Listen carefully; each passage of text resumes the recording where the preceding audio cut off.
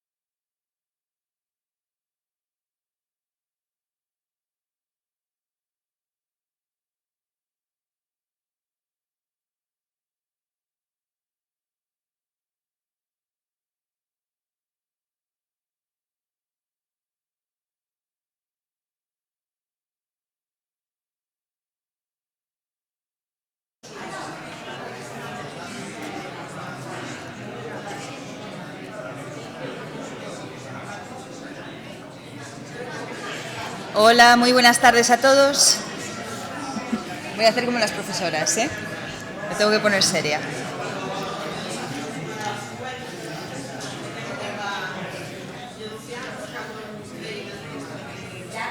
Hola, muy buenas tardes. Vamos allá.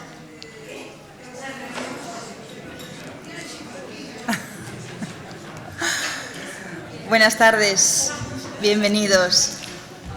Bienvenidos al MUNCIT, Museo Nacional de Ciencia y Tecnología.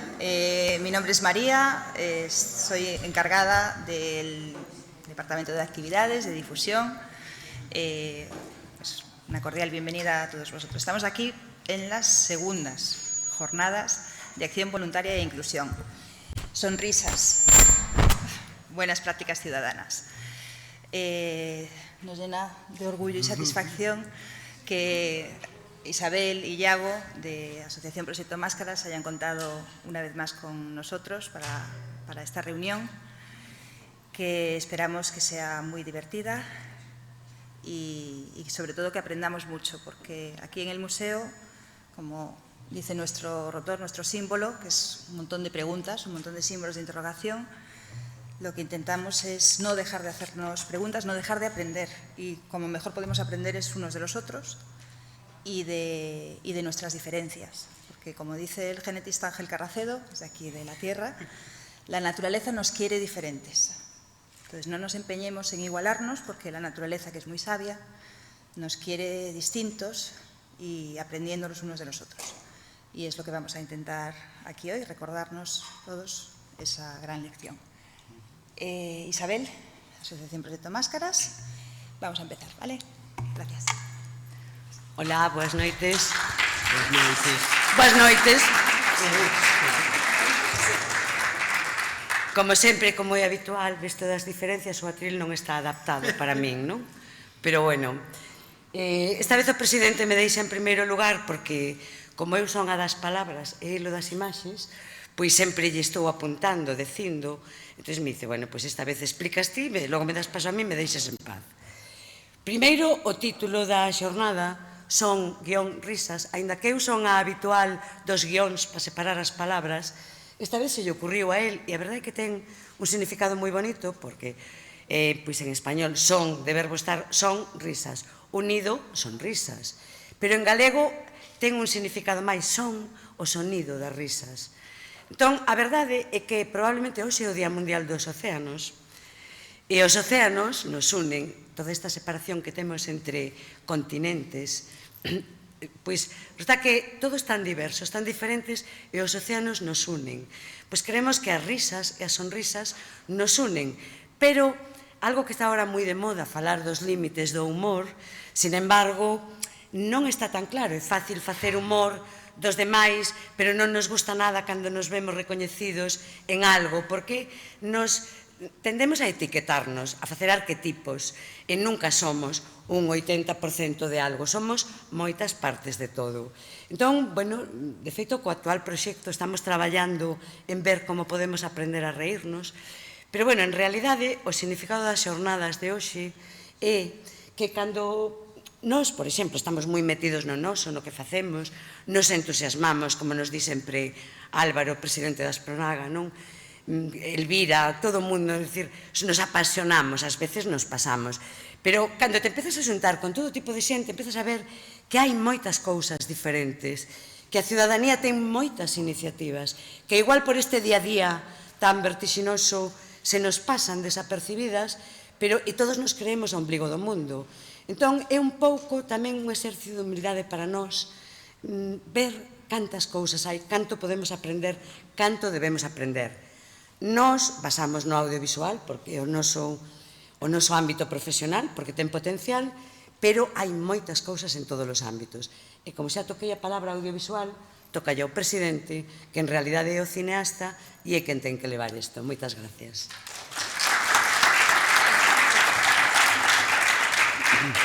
Bueno, se María se tiña de quedar aquí, Isabel tamén se tiña de quedar aquí. Pero bueno, agora que xa non hai marcha atrás, tamén teño que dicir a Isabel que o tema este de sonrisas tamén viña dunha expresión moi galega que son unhas risas, non? O sea, tamén viña un pouco por aí, pero quedaba mellor tamén darlles a outra lectura que realmente ven por aí. Non me quero estender porque normalmente son o que se estende. Imos comezar unhas breves proxeccións de cousas que algunhas persoas se coñeceredes, pero que nos sirven un pouco de introducción ao que poden ser os contidos para a mesa de debate. Digo o que poden ser os contidos porque cas persoas que temos participando nesta mesa podes ir por todos lados, non? Sobre todo por indicadores que antes Isabel se deixou caer con respecto ao momento actual de como se están producindo as fórmulas de participación, de integración, e eso sobrevoando sempre a parte do humor, non? Nun momento no que de repente parece como que facer humor na vida pública é casi unha experiencia de risco, non? Porque non sabes a quen podes ofender ou mellor nos estamos perdendo grandes bromas porque non nos atrevemos a intentar ofender un pouquiño, non? Bueno, que non quero estenderme máis, aparte que saímos con algo de retraso, porque o que foi levar esta xornada adiante deu tamén para moitas situacións cómicas que viviremos ou reproduciremos dentro dos días. E nada, imos comezar coa proxección. Moitas gracias.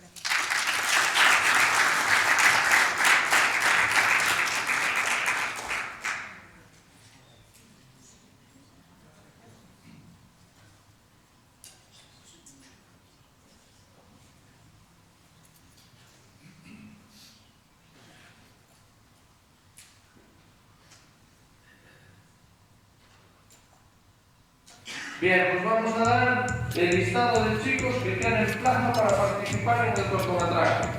Actores, a su sitio. Muy bien. Acción. Sí, ya. Ay. Todos pensás que es una historia. Tenemos que partir de una para poderla desarrollar. Sí, gente así como nosotros. ¿Qué queréis? Que o vexa, pues apetece que o vexa, sí. Acción. Venga, vamos, vamos. Y todas como que te crees. Y ya te lo desperto a mí, ¿no? No. Va.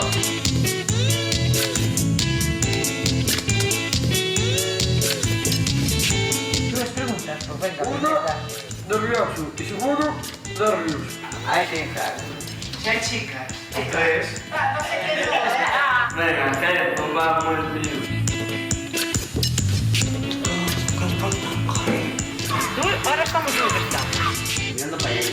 ¡Adiós! Ay, mamá, qué difícil. Acción. Eso es.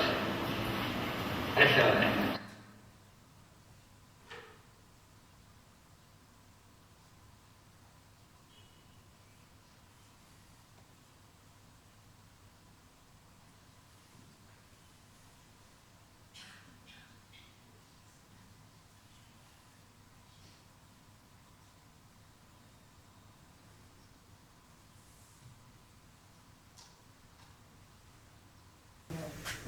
Hola, buenas a todos. Espero que os guste el proyecto que hicimos durante todo el año. Me gustaría estar con vosotros, pero no puedo.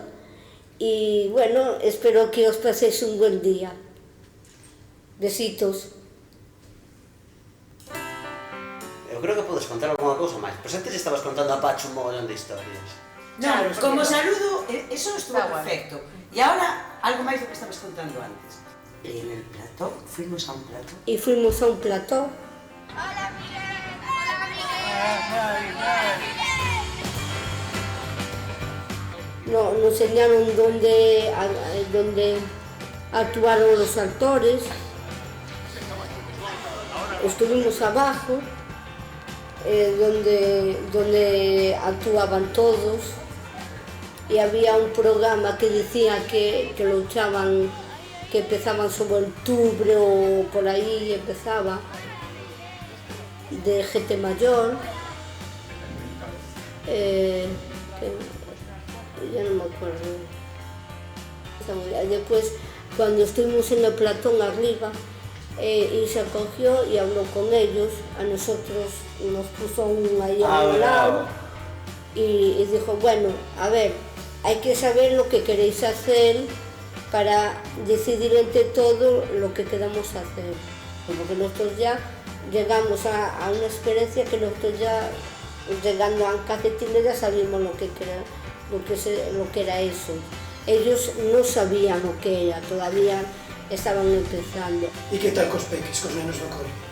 Bueno, el primer día, así, pero después cogieron más confianza y tal, nos estamos allí todos juntos a comer y tal, pero bien.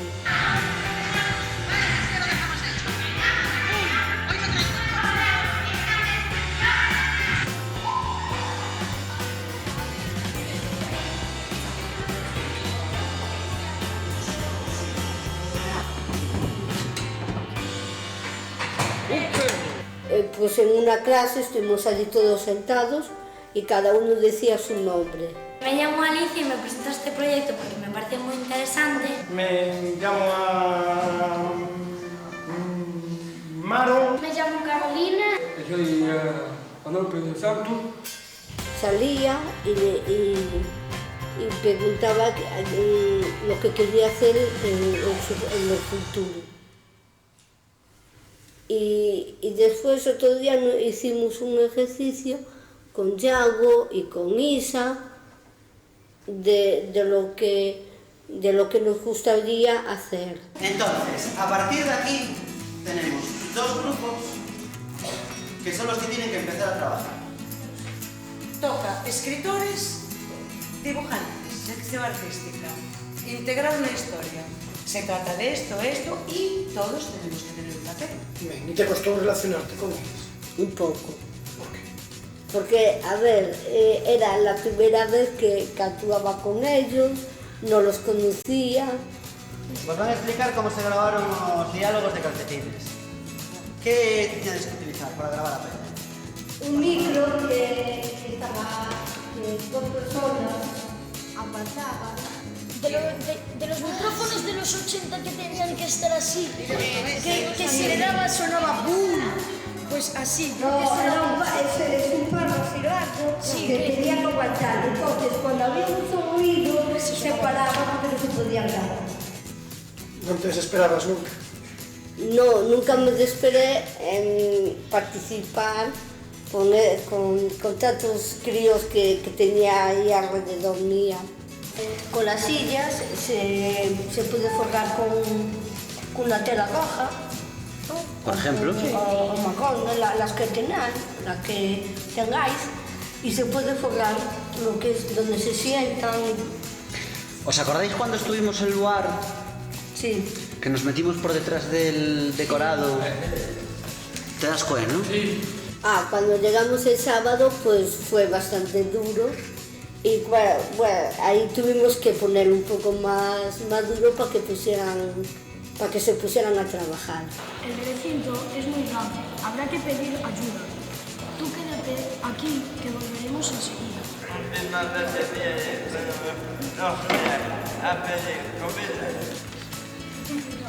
¿Estás diciendo que te gusta Mireia? Somos los dos.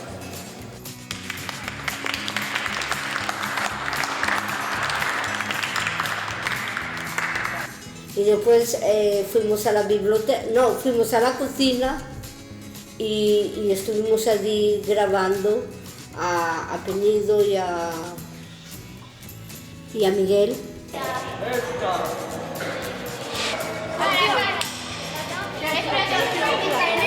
Bien, así estás cogiendo muy mal la pérdida. Y ahora súbela. Ignacio te va a decir si se está viendo o no. ¿Se está viendo? Regula la luz. Y te ha perdido el enfoque, tienes que volver a enfocar después. Ignacio, controla que no salga el tiempo.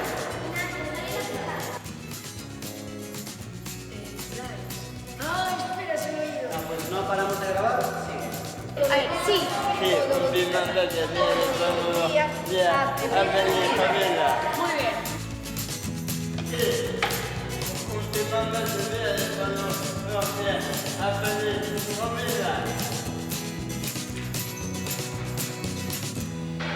Muy bien.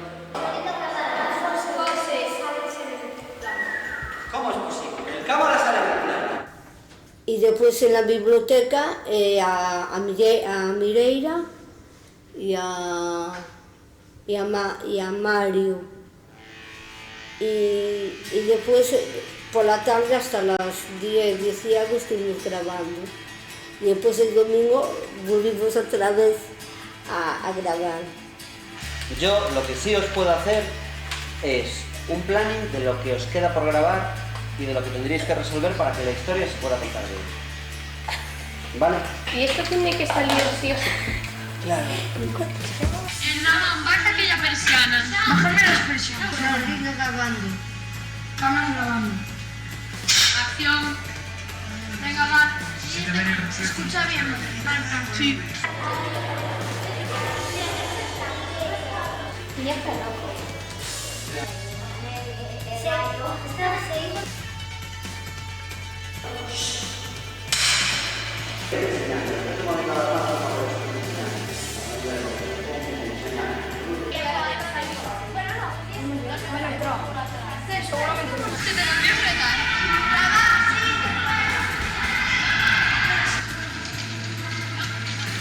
Ahora, sonido grabando. Cámara grabando.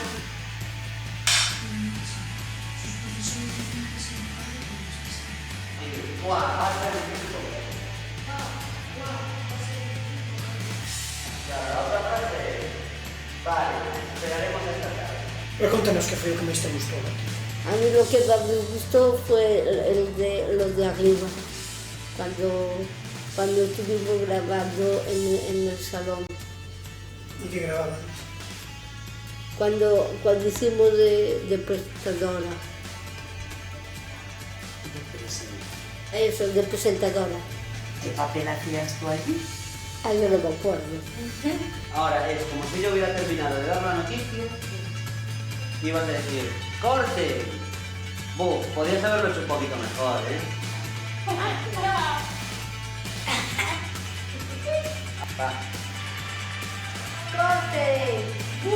Lo podrías hacer mucho mejor. La experiencia fue muy buena desde el principio. Desde el primer momento. Sí. A ver, yo me lo pasé muy bien con ellos desde un principio hasta un final. Había que había que darle oportunidades como a todos. Hubo mucha experiencia muy alegre hubo. Ya no me acuerdo más.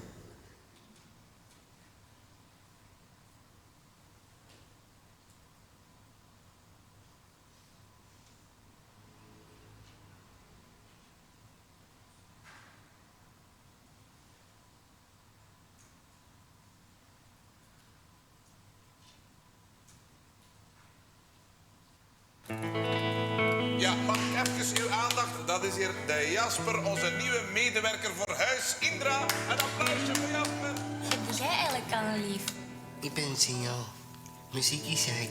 Mijn lief. Ik weet het al, jij bent een homo.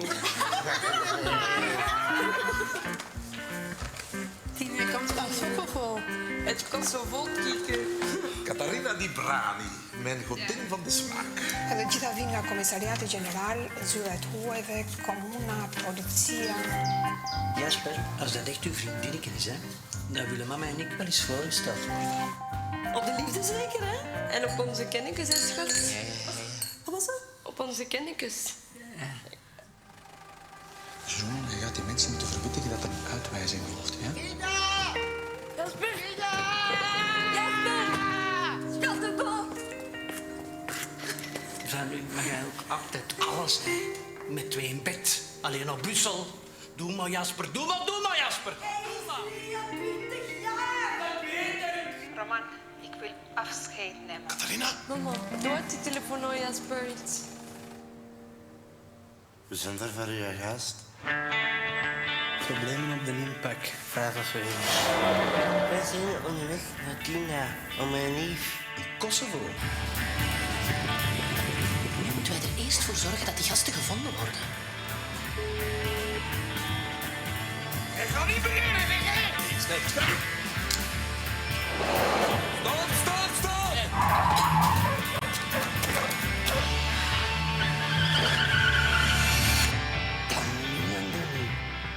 Geen alle dagen gaan jappen.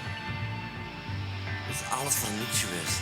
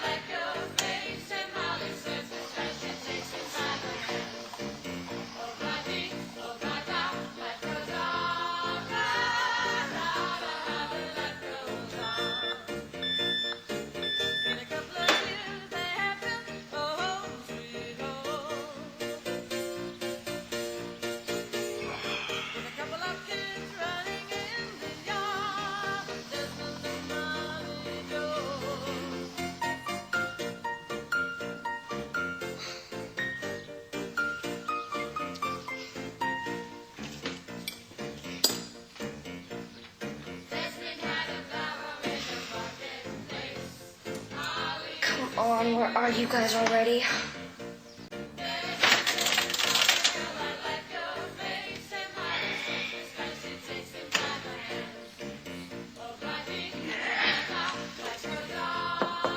What?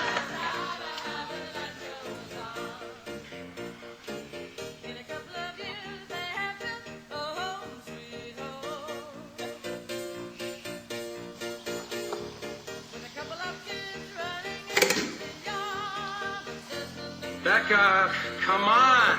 Bypass surgery doesn't take this long. Look at it, will you? It is not a zit. It's a ski ramp. Yeah, well, just put a lampshade on it. Nobody will notice.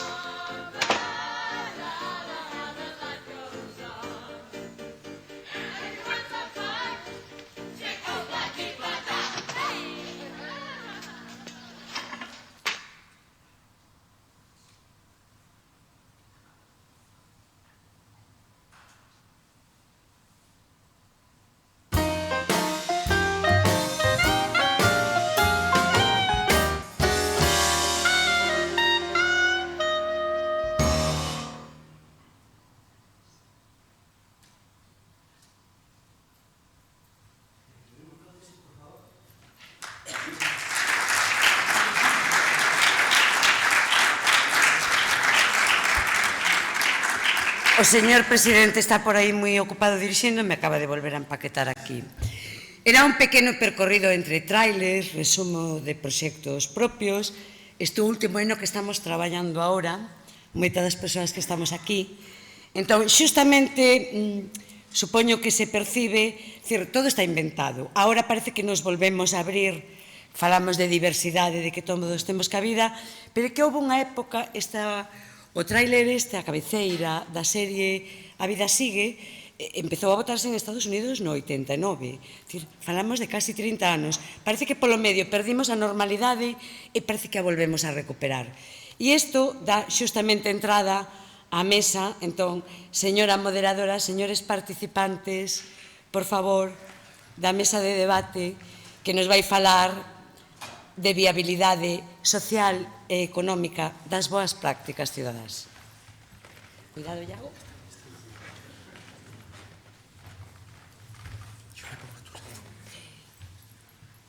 Aquí.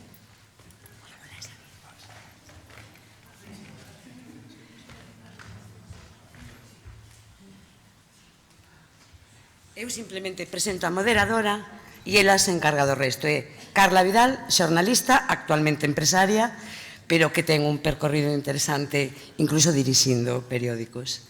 E vos deixo.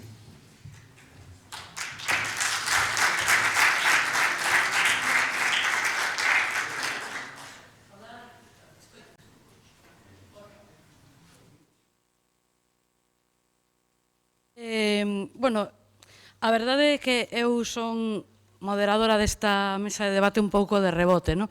O previsto era que viniese Pedro Duque, eu era o plan B, pero tedes que conformaros co plan B. Bueno, imos tratar de facer isto do xeito máis áxil e ameno posible. Entón, vou explicar quenes participan nesta mesa baixo o título Viabilidade Social e Económica das Boas Prácticas Cidadás. Entón, a miña dereita está Ángel Manzano, que é guionista e membro da directiva da Asociación de Guionistas de Galicia, a seu carón Gonzalo Suárez, realizador audiovisual e presidente do Festival de Cine Inclusivo que se celebra en Vigo, que non nos tachen aquí de localistas, aínda que eu son do Dépor. Bueno, pero tamén temos en común Star Wars, non? Por esta banda. A miña esquerda está Xavier Campos, asesor de Cultura da Deputación da Coruña, e Miguel Ángel Fernández, socio de Ágora Abogados, escritor e conselleiro da Asociación Proxecto Máscaras. Entón, o primeiro sería que fixereseis unha breve exposición do tema que nos ocupa, do tema das boas prácticas cidadás e a súa viabilidade. Empezamos, se queredes. Por favor. Sí, empeza.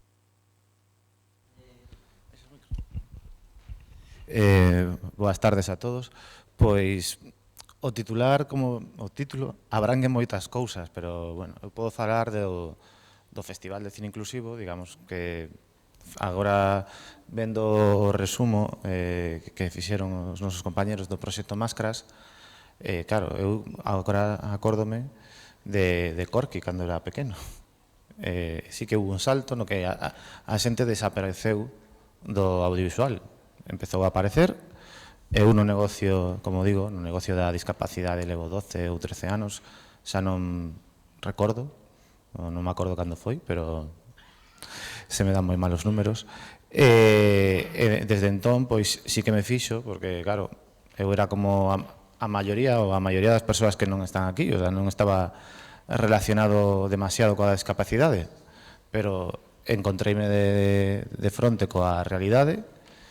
A discapacidade chegou ao meu mundo, o meu mundo ao redor meu. Dentro do periplo, fai 3 anos, cos compañeiros decidimos botar a andar un festival de cine inclusivo. Que é un festival de cine inclusivo? Pois o que fixemos foi simplemente iniciar por subtitular e o de escribir curtas para un festival, pouco a pouco ir crecendo, porque se trataba de facer o cine accesible a todo o mundo. Por exemplo, o meu é moi obvio, coa cadeira de rodas non podo ir a todos lados, pero claro, hai xente que non pode nin ver nin escoitar ben as películas, entón por ali empezamos a traballar.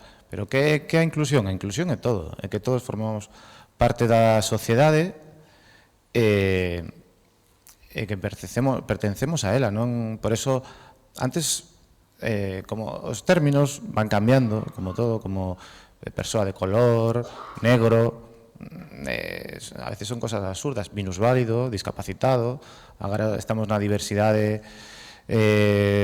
funcional ou depende, o ano que ven cambiará, aunque coido que o minusválido estuvo ben que se cambiara, porque era unha persoa menos válida, era moi obvio. Agora está de moda decir que todos somos discapacitados, pero o que quería dicir eu é que o festival é inclusión, non porque non é, como iba a decir eu a palabra, integración, porque nunca nos fumos da sociedade, non somos persoas que nos achamos ido a cárcere ou xente vivindo fora, non? Somos xente que estamos na sociedade e que pouco a pouco se nos vai vendo máis. O intento do festival é facer visibles realidades que están aí e que só nos enteramos cando nos afectan o noso círculo. O seu sería que no futuro o festival perdese a ide inclusivo, porque inclusivo é todo. O que hai que facer é facer visible o invisible, porque senón o que non se, como digo, o que non se ve non existe. Hai realidades que nos acaban afectando a todos e non están presentes en cosas tan obvias como unha serie de televisión, as películas, porque queramos que non, a sociedade vai levar en moi pouco tempo, eu penso, a robotización, o sea, non vai traballar todo o mundo, o que eu creo que a industria do entretenimento vai ser básica, porque a xente ten que entreterse, porque non pode, o sea, o que vai facer un robot non o vai facer el, non vai estar, non vai haber traballo para todo o mundo, hai que, é outra cosa, que todo o mundo somos productivos, a nosa maneira, porque agora só nos analizan por índices de productividade, e non, hai que replantexarnos algunhas cousas na sociedade e empezar nelo. Bueno, solto isto así para que vayan soltando os compañeiros. Bueno, pásalle mellor. Agora toca a esquerda un pouco. Non sei, eu penso aquí os creadores e aquí as institucións, non? Dá un pouco máis de medo. Bueno, entón, tócache a ti por orden olívica Xavier Campos, que, como dixen, asesor de Cultura da Deputación da Coruña, un pouquiño dende a Deputación, en xeral, dende a Administración, como se ve todo este tema, como se pode... Bueno, logo falamos máis detidamente do tema, non? Pero un pouco o papel da Deputación, neste caso. Bueno, antes de nada, gracias polo convite. E dicías ti que ti eras o plan B, eu no meu caso son o plan D, porque realmente quen non puido estar aquí foi en primeiro lugar a vicepresidenta deputada de Cultura, e tampouco lle foi posible a deputada de Benestar Social, pero, bueno, estou eu que son o asesor da área de Cultura, que é un pouco quen leva directamente a política de apoio a este tipo de proxectos, non? A ver, eu, en base un pouco ao que puiden tamén estes días mirar para preparar un pouquiño a propia presenza aquí, fixen os deberes, e o que tamén estive mirando un pouco pois a propia proposta de traballo do proxecto Máscaras, a propia proposta do sitcom que acabamos de ver, da idea de sitcom que acabamos de ver. E a min o que me suscita sobre todo é que ese proxecto é un proxecto exemplar, digamos, no que ten que ver co que desde a área de Cultura da Deputación entendemos como que o papel do que teñen que facer as administracións públicas e que tipo de proxectos teñen que facer as administracións públicas na área de Cultura neste momento, non? Desde o ámbito público. Falaba agora Gonzalo, por exemplo, do entretemento, da importancia do entretemento. A min pareceme que sendo importante o entretemento, do que acabamos de ver, do vídeo que acabamos de ver, eu co que me quedo fundamentalmente é que este é un proxecto que traballa non desde unha perspectiva de que as persoas somos espectadores pasivos, senón que somos protagonistas, non? Entón, para min, o gran valor do que acabamos de ver é xustamente que é un proxecto feito en o que as persoas participantes son as protagonistas e, polo tanto, traballase directamente as cuestións que eu creo que son claves, que son a nivel individual e a nivel colectivo. A autoestima, a propia capacidade de desenvolvemento persoal e todo o que ten tamén que ver coa propia identidade, non? E para min, desde o ámbito público, hoxe en día é fundamental traballar na cultura desde esa perspectiva. En área de cultura intentamos facelo así, apoiando, orientando, determinando que as nosas axudas, que o diñeiro público que investimos en favorecer proxectos, sexa para proxectos que vayan nese sentido e que, de alguna maneira, vinculen a cultura como unha ferramenta para o progreso social, para a mellora social. Se non é ese o obxectivo último, pois a verdade é que para nós deixan de ser proxectos prioritarios e pasan a ser proxectos que son igualmente interesantes, pero que se poden apoiar desde outras áreas industriais, económicas e demais. Pero para nós hoxe a cultura o que ten que crear é unha cidadanía mellor, a cultura o que ten que axudar a crear é unha sociedade mellor, máis cohesionada, máis, non sei se integradora no sentido que decía Gonzalo, pero desde logo sí que permita que as persoas a nivel individual e colectivo creemos unha vida mellor para todos. E este proxecto que acabamos de ver nun campo determinado faino, non? E creo que é exemplar nese sentido. Remato tamén con unha cuestión. O certo é que eu estaba incluso un pouco emocionado porque Está aquí persoas que coñezo, como Carlos Ares, da Academia do Galego do Audiovisual, ou Cristina Meijeiras, que é a directora da Biblioteca Ágora, da que eu son traballador en excedencia, e eu teño participado precisamente en proxectos da Biblioteca Ágora con Aspronaga, como persoa directamente que temos feito labores deste tipo, vídeos deste tipo e proxectos dentro do marco de Suma Ágora, que é un proxecto que podería perfectamente ser tamén exemplarizado como boa práctica. E non me enrollo máis así de primeiras. Voltaremos a Vigo para que non se enfaden. Entón agora vai falar Ángel. Boa tarde. Bueno, no meu caso sí que eu era o plan A directamente, pero que ese é o problema, que non sei sinceramente por que me chamaron, porque non teño... Cando se me planteou o tema de vir ata aquí, eu lle preguntei a Iago máis ou menos de que íamos falar, dixo, non, dixen, vale, vou, directamente, somos unha persona moi lanzada para adelante, pero logo dime conta vindo no tren que Cecais non tiña moi claro cal era a miña función aquí, entón lembrei as verbas que me dixo a miña muller onte pola noite, que lembrou unha anécdota de Pedro Almodóvar, que lle dixo unha vez a Viviana Fernández, ti cando non saibas que facer, enseña unha teta. Non vai ser o caso, tranquilos, non vou facer iso, vou aforrar este lamentable espectáculo, pero, a ver, a posición dos guionistas de cara ao tema de coller e os proxectos que teñen que ver co tema de inclusión, a integración, que me gusta máis a palabra, eu coido que non o que temos que facer, os guionistas o que teñen que facer é mostrar a realidade.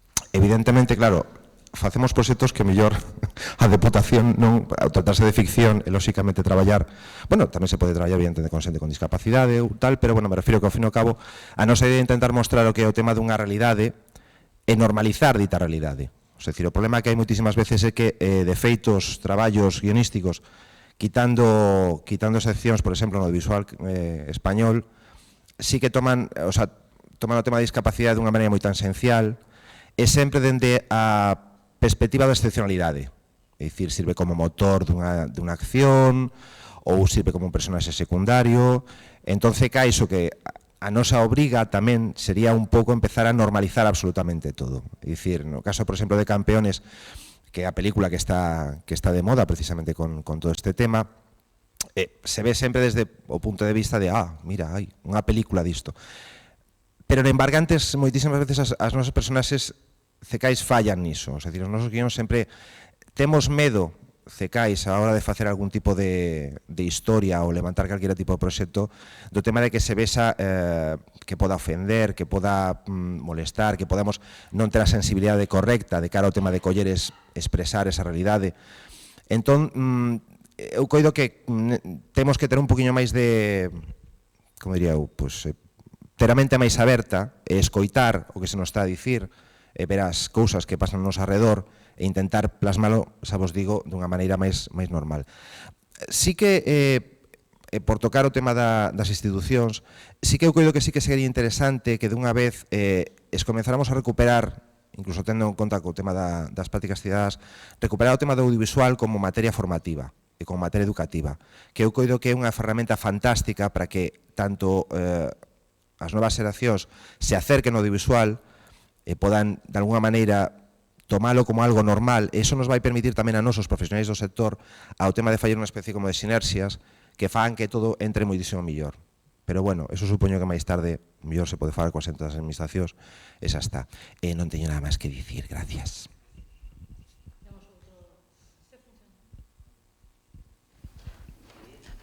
Conseguimos outro micro, xa evolucionamos algo. Agora, tamén unha breve exposición por parte de Miguel Ángel Fernández. Gracias. Moitas grazas. Bueno, disculpade o meu galego, eu son de León e cústame moito ter todas as palabras, pero intentarei expresarme para o auditorio ben. A mí gustaríame empezar por un conto de Eduardo Galeano, porque é moi instructivo, educativo, a veces pensar o que din os demais. Eduardo Galeano contaba unha pequena historia dun neno, David, que non había visto la mar. Dicían, la mar é uruguayo, non? E non había visto la mar. E dixo, seu pai, lévame a ver la mar. E o pai colleu o neno e anduveron, e subiron montañas, e baixaron, tal, todo un camiño importante hasta chegar ali, e chegaron a ver o impresionante, la mar. Nunca había visto a mar. O rapaz quedou abrallado, non sabía que decir, miraba aquela inmensidade, aqueles colores, como refulxía baixo o sol. En un momento determinado así, con a súa voz moi trémula, volveu ao pao e dixe: papá, axúdame a mirar a mar. Bueno, pois isto é o que temos que facer. A sociedade toda é a mar grande, con súas praias grandes, pequenas, brillantes, con as súas illas de contaminación. E temos que mirala no seu conxunto, temos que axudarnos todos a mirar a mar, e eso son as boas prácticas, eso es as asociacións, as persoas que están nos proxectos inclusivos, nos proxectos que van contra todo isto que desluce esa mar social. Para min, que son un home xa máis vello do resto dos que están aquí, que, por certo, non hai moita cuestión de igualdade, todo hai que decirlo, a paridade aquí non tal, pero para min, que son dos anos 60, que era cando veíamos todos en blanco e negro, loitábamos por ter máis adiante, nos anos 60 nacín, pero máis adiante o noso objetivo era poder falar e ter certas libertades, que agora vexa a sociedade preocuparse por todos aqueles que necesitan a nosa actuación, os que venen de fora, os que non teñen recursos, os maiores que viven sós, circunstancia que antes non se daba nada, os maiores hoxe teñen dúas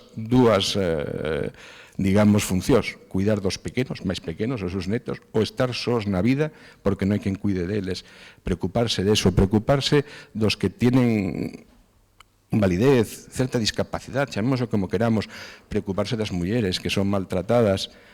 Eso é o que enriquece a nosa sociedade, por decirlo. Quen fai? Quen leva a cabo isto? Pois leva a cabo as persoas de xeito desinteresado. É certo eso. E encóntrase cos mesmos problemas que podemos todos pensar que nos encontramos. Non podemos facer nada se non temos axudas, e se ninguén empurra, e se cando pedimos poder facer algo, a administración, e o sinto, máis que axudar, nos para. Ese é un dos grandes problemas destas cuestións, non o sinto, pero bueno, hai que decirlo, porque tamén, citando o mismo autor que citaba antes, todo isto temos que velo desde un punto de vista de solidaridade, non de caridade. A caridade é vertical e, por lo tanto, non sirve de nada. Isto ten que ser solidario, ten que ser horizontal e ten que ser con respeto para todo o mundo. Os que fan, e os que reciben, e os que poden axudarnos a facelo. E a partir de aquí, bueno, pues deixamos a iniciación para despois.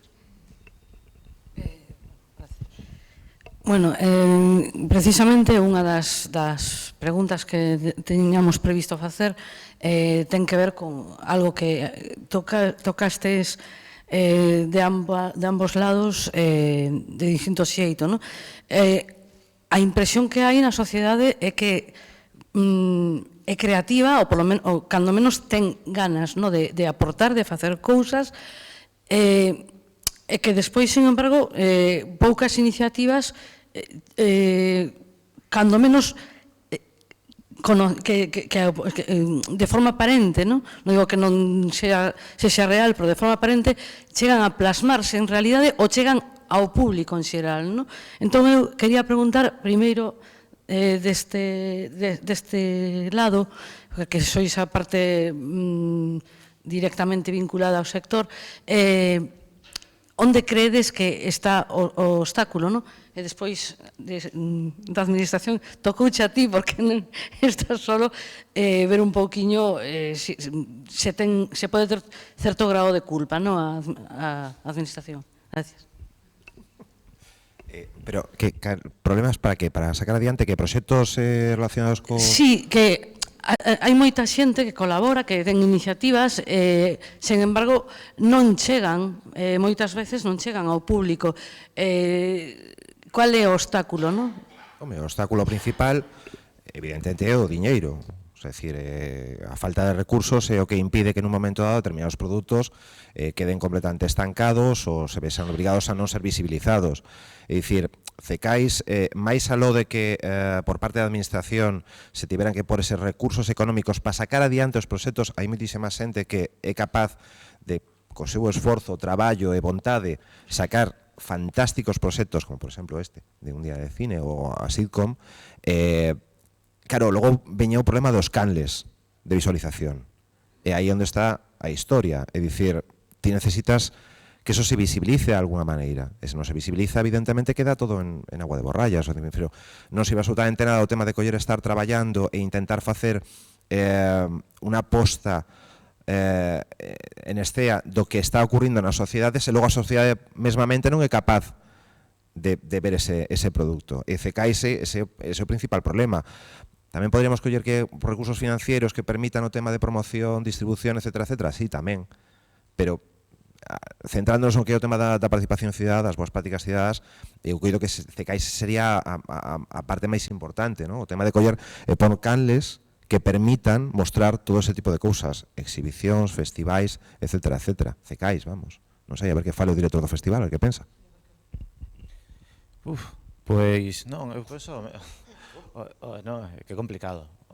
O mesmo que hai unha parte moi importante do audiovisual, agora cando, por exemplo, se estrenou Parque Jurásico, a última de Bayona, din que costou, non sei, 300 millóns de dólares. 150 son a promoción. Sabes, os presupostos de Hollywood son para a mitade e para publicitar e nós, cando lamentablemente faise un traballo aquí, todo o diñeiro vaise a facer o produto o máis axustado posible. Xa non hai dinero para promoción, non hai cartos. Eso que peca dentro do que é a regulación e o moito que aquí hai grandes profesionais, hai grandes proxectos no mundo audiovisual, pero logo o que se peca é que non se potencian. Por exemplo, que sei, polo que traballa xente aquí en Galicia, en Madrid, é moi distinto o diñeiro, aquí se poden facer outras cousas. Non sei, estou falando agora de proxectos audiovisuais. Pois eu coido que o que a administración ten que implicarse máis en todo tipo de proxectos. Diferenciar ou non sei se diferenciar, pero saber que o audiovisual é unha industria cultural. Entón, enfocar niso, saber que este tipo de proxecto como Sitcom é un proxecto cultural e industrial, pode gustar, son as dúas cousas. Se vas facer o descoñecido, sabes que é un thriller, necesita apoio, necesita poderse rodar na Coruña, facerlo como fixeron maravillosamente ben, e logo ter a súa vía de explotación. Pero se Iago agora ten a idea de facer o proxecto Sitcom, Iago ten que vivir, ten que dedicar un ano do seu tempo libre, estar con toda a súa familia e amigos de apoio, e probablemente o que faría nun mes ou dous, como ten que comer, non pode realizalo. O bonito do audiovisual, que cambio un pouco de tema, como vemos, é como a sociedade. Para facer un libro, séntase na súa casa e xa está. Pero para facer unha película, unha webserie, unha serie, o que sexa, un escribe, ou dous persoas escriben, pero no rodaxe vimos como os rapaces son moitísima xente traballando. E así, eso permite, é o que representa a sociedade, que un traballo en equipo. E que por eso pode, que o que non traballo nunha cousa, traballo noutra. É para falar un pouco de todo, e ir unindo. Ai, que miedo. Quería aclarar que, claro, estamos enfocando o tema un pouco por esta banda hacia o audiovisual, pero falamos en xeral de todo o que son as boas prácticas cidadás, non limitándonos só ao sector, porque hai moitos eidos. Entón, non ser dende a administración e despois desde a sociedade civil con asociacións e tal, o que se pode facer para un pouco para derrubar estes muros que poden atoparse, tipo financiación. A ver, dúas cousas. Bueno, o primeiro é evidente que ao ser a única persoa dunha administración na mesa corre un risco de ser representante de todas as administracións, non? Neste caso non teño ninguna vocación de serlo, porque cada quen tería que explicar as cousas que fai, non? Eu podo explicar as cousas que facemos no caso da Deputación da Coruña. Esta é a primeira cuestión, e en relación a isto tamén temos que delimitar, claro, se falamos efectivamente de boas prácticas cidadás ou se falamos de ámbitos concretos, non? Se falamos do audiovisual en concreto. Digo porque, por exemplo, eu creo que este proxecto, que esta sitcom, non? Da que estamos a falar, para nós, como Deputación da Coruña, ten encaixe nas liñas de traballo da Deputación da Coruña. En cambio, O Protexido, sendo unha magnífica película, nós non temos, como Deputación da Coruña, competencias para o apoio á produción audiovisual. Esas son competencias da Xunta de Galicia a través da GADIC. E, por tanto, non é xusto, digamos, non digo que ti o fagas, digo que é conveniente, digamos, delimitar non ata onde chega a responsabilidade de cada quen e que pode facer cada quen, non? Que podemos facer nós e por que, por exemplo, esta sitcom sí que nos entra nas nosas liñas de traballo? Pois a Deputación, como administración intermedia, o que se dedica fundamentalmente é non a facer directamente, senón a financiar e a favorecer que outros fagan. Fundamentalmente os concellos pequenos e fundamentalmente as entidades sen ánimo de lucro, non? E entón, nosotros o que marcamos é orientacións de que tipo de proxectos nos interesa apoiar de forma prioritaria. E, por exemplo, nas nosas liñas de subvención marcamos criterios, como poden ser proxectos que atendan a sostenibilidade medioambiental, proxectos que axuden a avanzar na igualdade de xénero, proxectos que traballen a inclusión e integración ou a cohesión social, proxectos que apoien a normalización da lingua galega. Esos son elementos que nos temos en conta a hora de apoiar un proxecto. Falábamos da cuestión das boas prácticas en xeral. Nos entendemos que as administracións, e non nos únicamente, creemos que en xeral as administracións temos que facer menos directamente e crear máis contextos para que outros fagan. O ideal, pensamos, é que haxa unha sociedade, un tecido social vivo onde as entidades, os colectivos teñan capacidade de facer os seus proxectos e de ser donos dos seus proxectos, conseguindo, podendo obter recursos públicos para desenvolvelos. Si falamos, digamos, de boas prácticas cidadás, outra cousa é se falamos de labor industrial, no sentido de que eu concordo, eu, a máis da casualidade, eu traballei na GADIC na época da Axencia Audiovisual Galega, e entón, é certo, o cinema galego necesita liñas de apoio específico para poder apoiar a produción, crear maior profesionalización, apoiar en todo o que ten que ver coa estabilidade laboral, en fin, todo ese tipo de cuestións que sabemos. O que pasa é que eu aí xa nin podo nin me debo meter porque non ten que ver coa Deputación da Coruña. Correspondería, neste caso, á Xunta de Galicia decir por que o fai, por que non o fai ou en que medida o fai. O noso enfoque de traballo é outro e por eso me interesaba explicar, digamos, ata onde podemos chegar neste caso.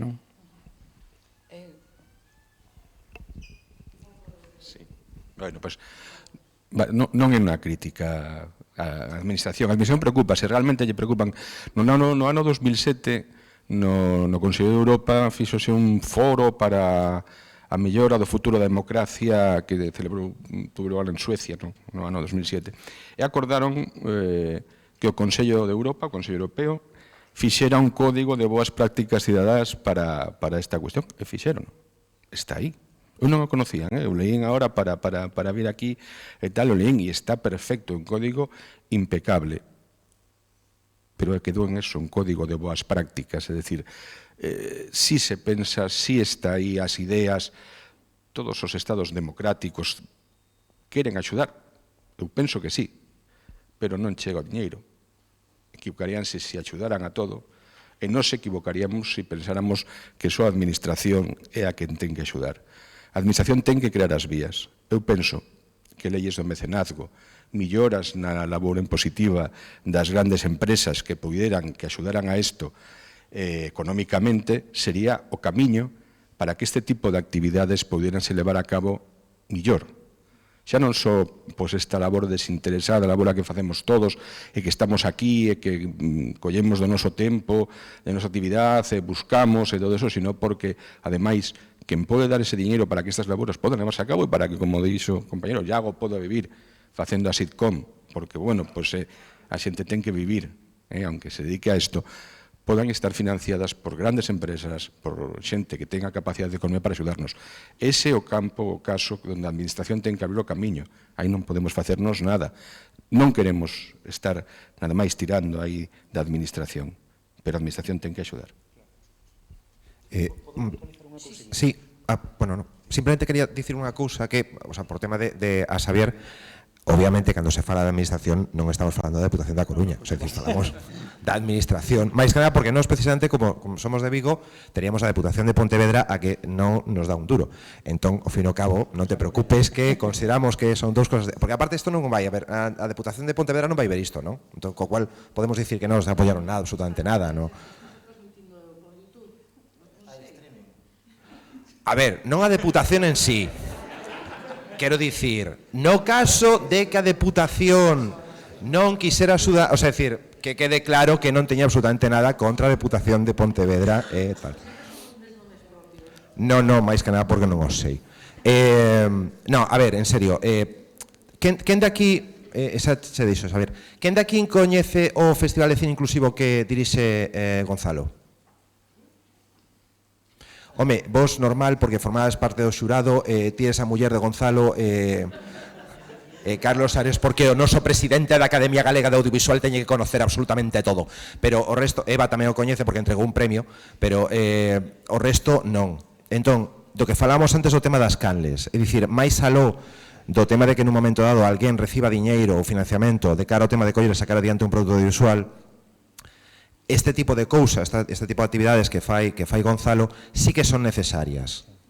Entendes? O sea, me refiero que ao fin e ao cabo, a eso me refería co tema da administración, non personalizando na Deputación da Coruña, senón a administración en xeral, é dicir, Concello, Deputación, Agadic, ICA, Unión Europea, yo que sei, la OTAN, que todo o mundo poña pasta, evidentemente, Pedro Sánchez neste intre, estamos moi contentos porque temos de Ministro de Cultura Maxim Huerta, eso quería deixalo claro. Por favor.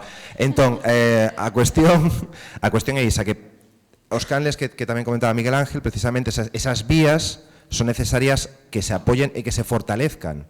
Mais aló de que logo, evidentemente, o tema do financiamento, os recursos económicos, sirvan para unha cousa ou para outra. Eu, por exemplo, con respecto ao tema da lei de mecenazgo, non che estou moi de acordo, pero, bueno, sería para outro debate, tal. Pero vamos, que a cuestión é isa, é dicir, se non hai esas canles das que falamos, se non hai esas vías para coller todo ese traballo, metelo cara ao tema de traer de volta a sociedade, mal vamos, esa está. Esa. Sí, no, un comentario breve al respecto que estábamos falando antes, e estou completamente de acordo co que se estaba dicindo agora. Vamos a ver, eu creo que a nivel de políticas públicas hai dous elementos para valorar cando hai compromiso real coas cousas ou non. Un é os orzamentos. O orzamento, o diñeiro que se dedica, e iso podese comprobar todos os anos mirando os presupostos, o diñeiro que se dedica ás cuestións que se queren apoiar con as diferentes partidas, non? Si apoias ou non apoias.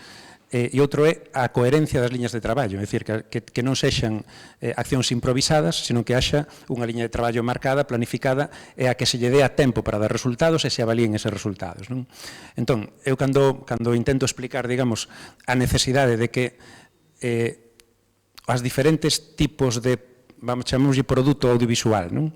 Desde a sitcom que estamos falando ata un produto moito máis comercial podan ter axuda, o que me refiro é que o que ten que estar claro, digamos, é que as dúas, podendo ter axuda, teñen que telo de forma diferenciada. Eu son absolutamente partidario das subvencións públicas ao sector cultural, igual que teñen subvencións calquer outro sector industrial ou calquer outro sector da nosa sociedade. O que creo é que hai que diferenciar. Eu, por exemplo, creo que o diñeiro público ten que investirse, por exemplo, en proxectos como esta sitcom ou en proxectos como o proxecto Máscaras, de forma clara, independentemente de que ese proxecto sexa levado ao mercado e vai a dar ou non resultados positivos, non?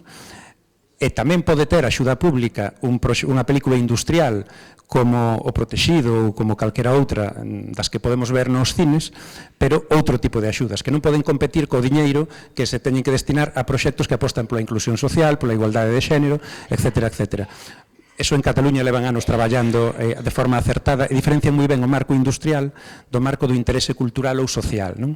Entón, eu penso que a min particularmente creo que a prioridade, cando menos na Deputación da Coruña, é aqueles proxectos que teñen un marcado interese cultural e social, e iso non quita, digamos, que non haxe tamén que apoiar outros. De feito, e isto é mera casualidade, hoxe publicanse no Boletín Oficial da Provincia as axudas que damos aos festivais de cine da provincia, e por poñer 2 datos en riba da mesa, sin entrar en competencias entre administracións, nos damos 80.000 euros para o cortocircuito de Santiago, 60.000 para Cine Europa, 45.000 para o Carballo Interplay, etc. É dicir, estamos duplicando, por exemplo, no caso da Deputación, a veces triplicando o diñeiro que a Administración que ten competencias reais nese ámbito, que a Xunta de Galicia está dando. Entón, nos intentamos facer o que podemos, pero tamén sendo conscientes de que hai que organizar o marco, é que cada realidade necesita apoio, pero necesita apoio específico e planificado. Non sei se me entendedes. Gonzalo, trae para aquí o Festival Macho que se avierte da pasta, Eso iba a dicir eu. O montamos itinerante en un momento. Vamos a invadir a Coruña en breve.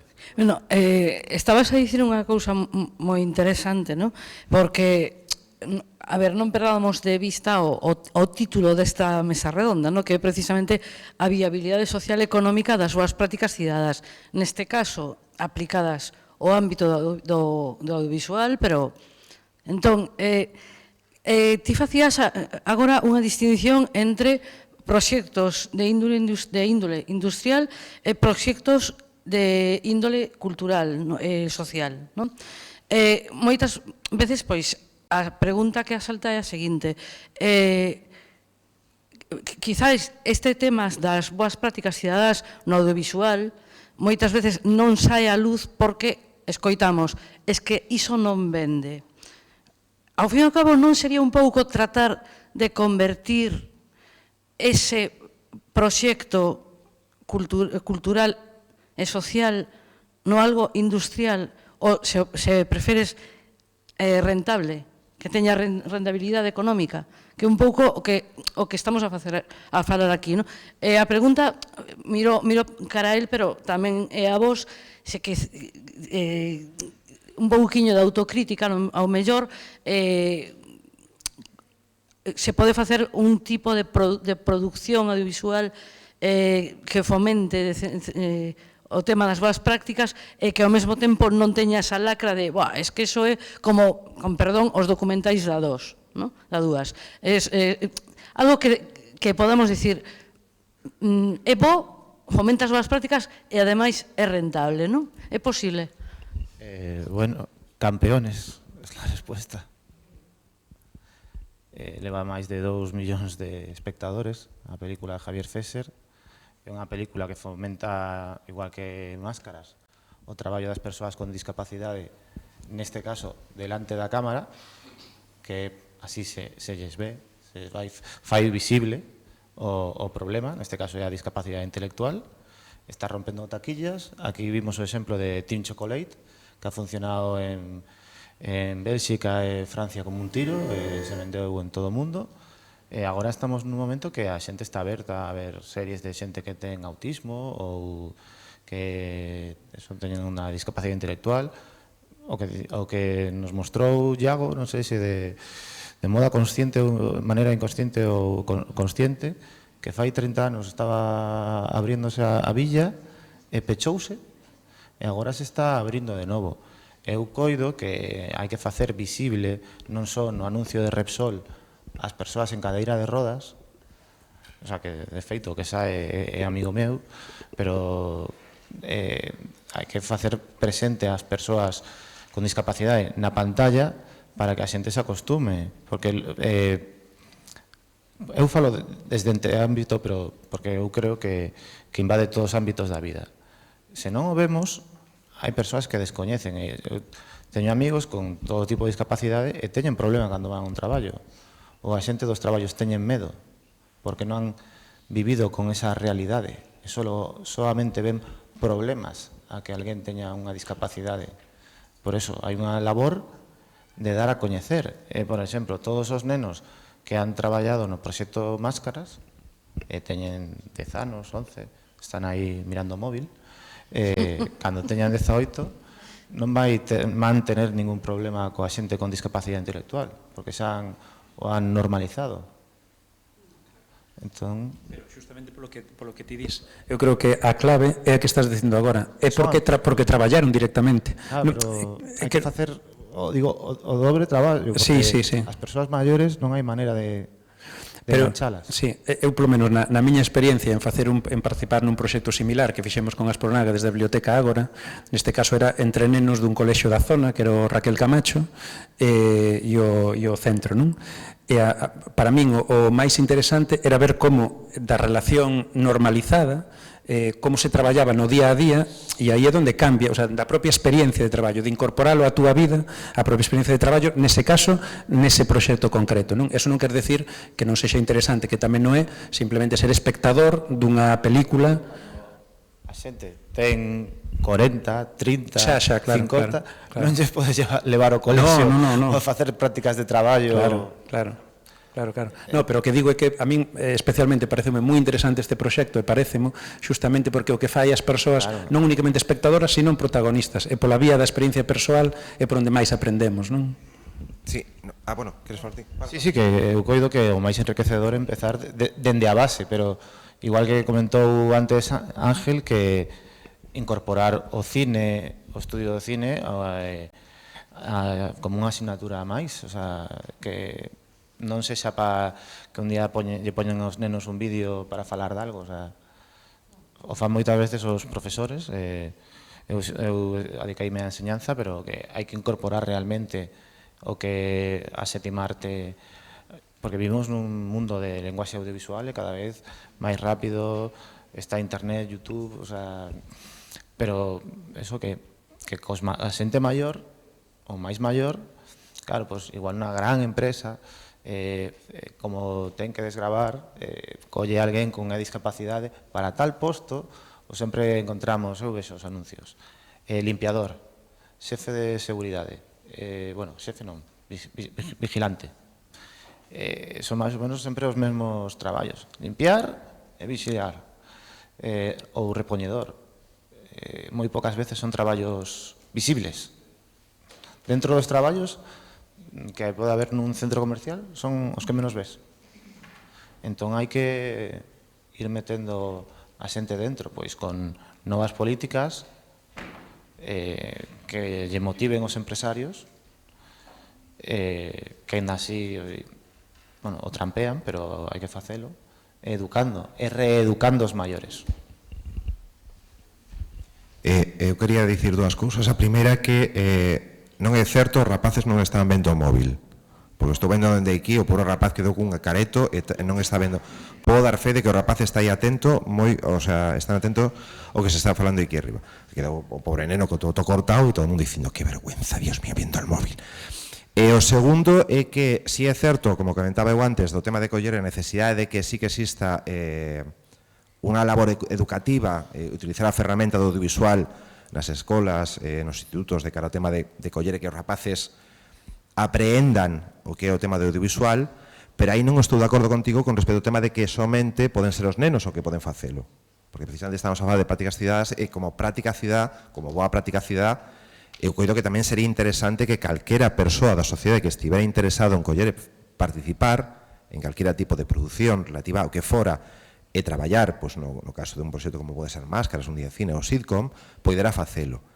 Aí volvemos tamén a nai do año, que é o tema de os recursos financeiros. É dicir, sen recursos é moi difícil sacar este tipo de proxectos. Por qué? Pois por lo de sempre, porque evidentemente hai unha necesidade económico-lucrativa, que é que os profesionais do sector audiovisual teñen a puñeteira manía de comer todos os días e ter unha casa, que é unha cousa completamente estúpida, que podían deixalo, e así podrían se adicar a traballar gratis, que non é o caso, e, por outro lado, o tema de coller é si realmente unha labor social na cual, evidentemente, aí hubiera unha permeabilidade entre o que é o tema do sector profesional e o sector cidadá. E así a sociedade podría avanzar bastante máis. Pero sí que, volvemos ao mesmo de sempre, a administración ten que pôr ben recursos, ben canles, ben medidas para que se poidan facer ese tipo de historias. Bueno, eu penso que en isto a cuestión de industrialización é complicada. Primeiro porque quizá non sexa o obxectivo. o que no que non se quere é gastar e non recuperar. Que a xente que se dedica a isto poda dedicarse, pero non gañar dinero, non ese é o obxectivo, non que sexa tan rentable que podas convertilo en unha cuestión para ter uns ingresos tremendos e todo eso, porque eso tampouco é, digamos, a boa práctica social. A boa práctica social é poñer á vista todas estas cuestións, todas estas dificultades que teñen outros grupos sociales que están aí, e que usamos todos os días, cando pasamos polas rúas, cando tal, pois ponerse a traballar para evitar todo isto, e que todo ese traballo sirva para algo.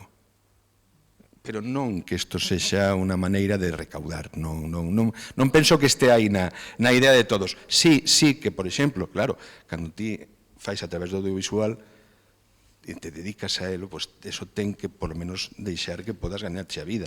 Pero non ganes a vida para ser millonario, sino para ter eses ingresos que te permitan vivir. Non, o que decías ti, non, tampouco non é o obxectivo. Non penso que vos pensedes eso, desta cuestión. Ahora, se facedes xa outra película, tipo a que fixo Javier Freser, supoño que Javier Freser tiña outros obxectivos. Digo, sí, pensaba máis eso mío. Pero bueno, todo non está perdido. Mira, rastreando para esta cuestión, encontrei un texto maravilloso que fala dos sistemas educativos do mundo, que falábamos dos sistemas educativos, e que todos ten dereito a unha educación de calidad, e que eso solamente podemos conseguirlo a través da inclusión educativa. Todos os nenos teñen dereito a estar xuntos e ter a mesma educación, sexan como sexan. É un texto moi ben desenrolado, moi ben tal, proceso de intervención educativa, que teñen que estar os centros educativos profesores, avance a planteamientos inclusivos, un plan estratégico. Ostras, isto é do 2012. E dis, pois isto é fantástico, quen o dixo?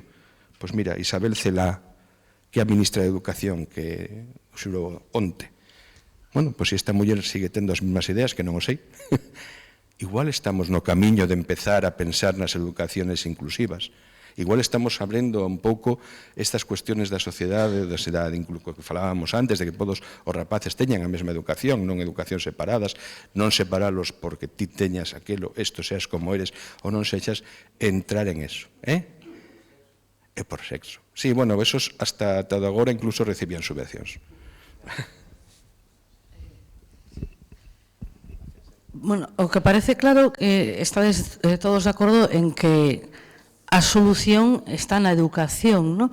Entón, tamén, collendo as verbas que decías fai un momento, de que toda a realidade hoxe en día nesta sociedade está impregnada polo audiovisual, de cara a xente que xa non podemos educar, entre comiñas,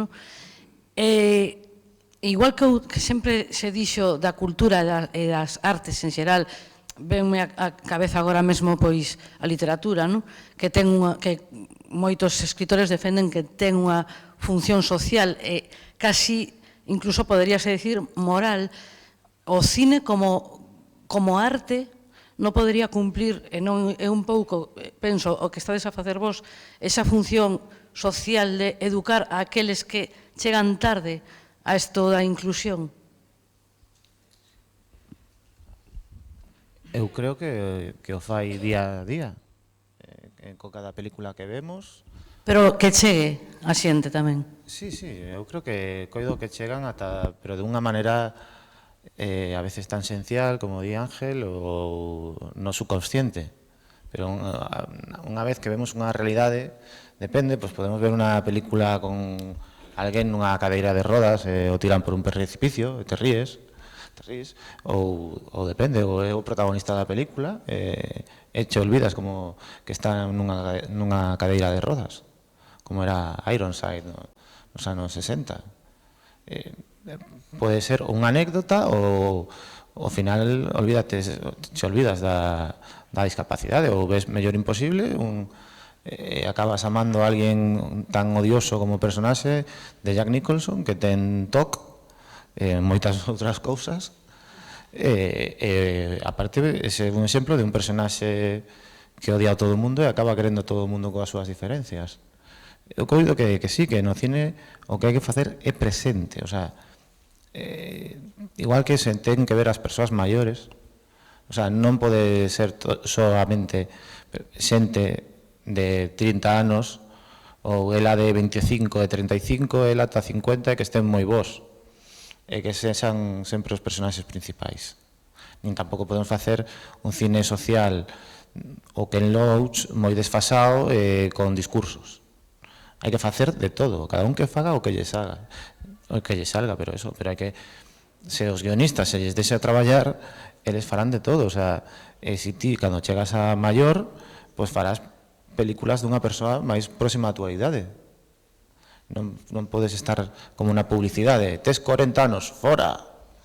Entón, pois, é a realidade do audiovisual, ten que haber unha permanencia no tempo, pero eu he aprendido a través do cine toda a mi vida e seguirei aprendendo, e coido que os demais tamén. E hai realidades que de pronto as coñezo, vense xa por un documental ou por unha película, investigas máis sobre o tema. Lle pasa a todo o mundo, que hai que facer que sexa visible, atractivo e que poda chegar, non que sexa algo marxinal. A ver, o tema da obriga moral a mí me dá un pouco de medo cando se fala de creación. É dicir, obriga social, sí. Obriga moral xa é un pouco máis complicado, porque aparte, sobre todo, que creo que incluso era ya o que nos comentaba ao principio, o Isabel, que o comentaba no principio da presentación, do tema de, cuidado agora co tema dos límites de humor, ou neste caso o tema dos límites do que se vai contar, non? Quero dicir, imaginemos, por exemplo, que facemos un thriller no que o malvadísimo é unha persona que teñe discapacidade.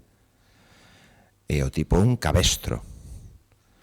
Pero a cuestión é que iso, que teñe discapacidade. Entón, haberá alguén que mellor se diga, pero é que fíjate que o malo teñe unha discapacidade.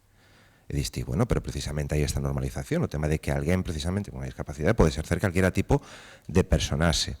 Entón, claro, aí podría haber unha especie como de encontro ou choque con respecto ao tema da obriga moral, de evidentemente collere cando se fala de inclusión, etc., por unha especie como de mundos de yuppie. E aí eu non estaría moi de acordo. É dicir, eu creo que teña que haber unha obriga social de cara ao tema da normalización. E a normalización incluye, o sea, vai máis aló da moral.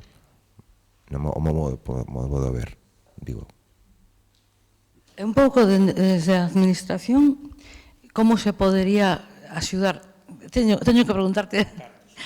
No, como se podería axudar tamén a isto, evitando caer en paternalismos, que moitas veces é o risco que ten este tema, este tipo de cousas. A ver, primeiro, eu creo que estábamos comentando antes, o audiovisual en xeral, non únicamente o cine, o audiovisual en xeral, creo que neste momento xa leva décadas sendo, é unha ferramenta absolutamente fundamental, imprescindible, de creación non só de educación, sino de transmisión de valores, de ideas e demais, non? E iso utilízase para ben ou para mal. Desde logo que é unha ferramenta fundamental no que ten que ver coa conformación do sentido común da xente, sabe o ben, por exemplo, Estados Unidos, que é a potencia mundial que máis recursos dedica a protexer a súa propia produción audiovisual, e leva décadas facendo porque sabe que a partir desa produción audiovisual tamén construe unha determinada imaxe do mundo e de si mesma. Eu creo que o cine pode ser unha ferramenta, digamos, de cambio social, de transformación social a mellor. Penso que, por exemplo, o audiovisual nos últimos anos xogou un papel moi importante na normalización de cuestións como, por exemplo, o avance, a necesidade de avanzar na igualdade de xénero, ou, por exemplo, a normalización da diversidade sexual, por exemplo, a través de series de televisión que todos vemos, de forma normal, normalizada, precisamente coa aparición de personaxes que mostran, que describen a realidade, no sentido que falábamos antes. Non fan paternalismo, non fan moralismo, non caen no buenismo, simplemente describen a realidade tal e como é. E, polo tanto, mostran a realidade social a que hai. E creo que, nese sentido, o cinema comercial tamén pode xogar un papel fundamental nese sentido. E despois o cine pode ser tamén unha ferramenta igual que, por exemplo, como é no caso do proxecto Máscaras ou desta sitcom, unha ferramenta educativa directamente, o cine como ferramenta. No primeiro caso, a lógica terá que buscar un beneficio non únicamente social, senón tamén económico, porque, efectivamente, a xente ten necesidade de pagar os alugueres, ten necesidade de comer, ten necesidade de, ten dereito a facelo e vivir do seu traballo. No segundo caso, estou seguro que o obxectivo de Iago non é que a sitcom dé resultados económicos, senón que os beneficios son de carácter social. En outros casos serán de carácter cultural, patrimonial, o que sexa. E os dous son fundamentais, os dous son moi necesarios, e nos dous casos se demostra que o cine é unha ferramenta moi útil, é moi necesaria nese sentido. Sí, non. No audiovisual tense feito cousas maravillosas. É certo, a película francesa Intocable, non? Que é un home en cadeira de rodas, dá unhas ideas preconcebidas e o home que o leva a vivir a vida en un negro. A quen odiou ao principio, quen foi o mellor amigo despois. É dicir, unha maneira de tratar dúas cuestións en unha película de forma impecable.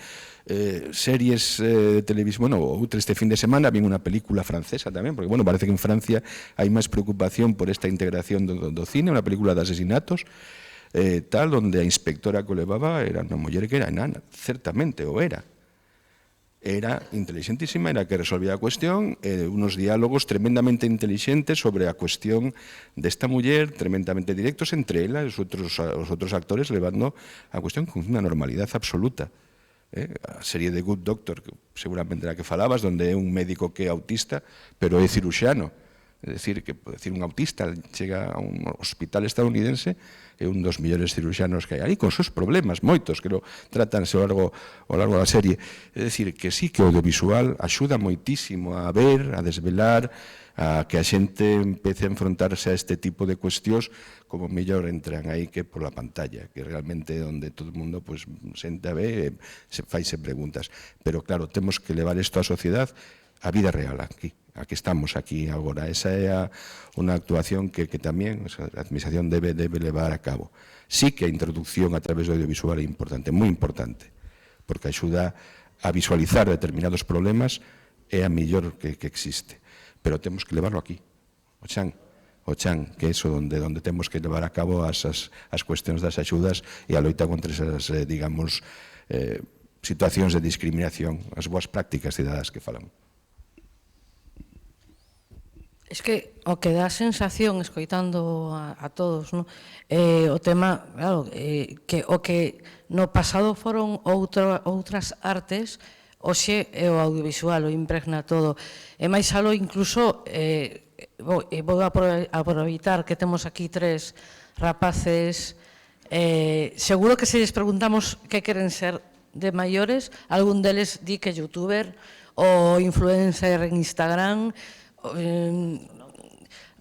astronauta era máis no meu tempo, decías médico, abogado. Sí, pero agora co ministro... Bueno, sí, pero en xeral, entón, por eso a iso me refería eu un pouquiño cando falaba da responsabilidade ou tamén, o sea, unha grande responsabilidade por parte do sector voso, do sector audiovisual, e quizáis a palabra moral non foi a máis apropiada, pero non, pero bueno, que é un pouco por aí, non sei, pero eu non me adico ao sector audiovisual, pero para min, tal e como está agora a sociedade, sería un enorme peso sobre os meus ombros, non? Por este exemplo que falabais da educación e tal, non sei como levades este tema. Se sois conscientes de que estáis marcando, falo como sector, os modelos a seguir dos homes e mulleres do futuro, non? Home, a maior responsabilidade, eu coido que facer un bo traballo, o sea, máis que nada o tema de principal, o sea, facer algo que este ben, que guste, etcétera, etcétera. Non podes pensar o tema, porque logo, claro, cada un evidentemente teña as súas inquedanzas, as súas maneras de ver a vida, etcétera, etcétera, entón non creo que vaya tanto por aí o tema de coller e dicir, ai, Dios mío, sabes, se vou coller un momento dado crear a imaxe de que aos nenos lle ten que gustar a nocilla, non a Nutella, sabes? O sea, non porque as miñas personaxes sempre comen nocilla, non comen Nutella, entón, pois... O sea, dicir, non hai que ter tamén un pouco a capacidade de abstracción. Que tampouco te limite iso. Exactamente, porque se non chega a un punto que como en plan de, Dios mío, aquí esta personaxe di esta palabra e agora a ver si de repente vai todo o mundo, eu que sei... O políticamente correcto. Vaise por de moda botarate, porque o meu personaxe sempre utiliza botarate, e logo toda a sociedade está dicindo botarate, que é unha palabra bastante extraña.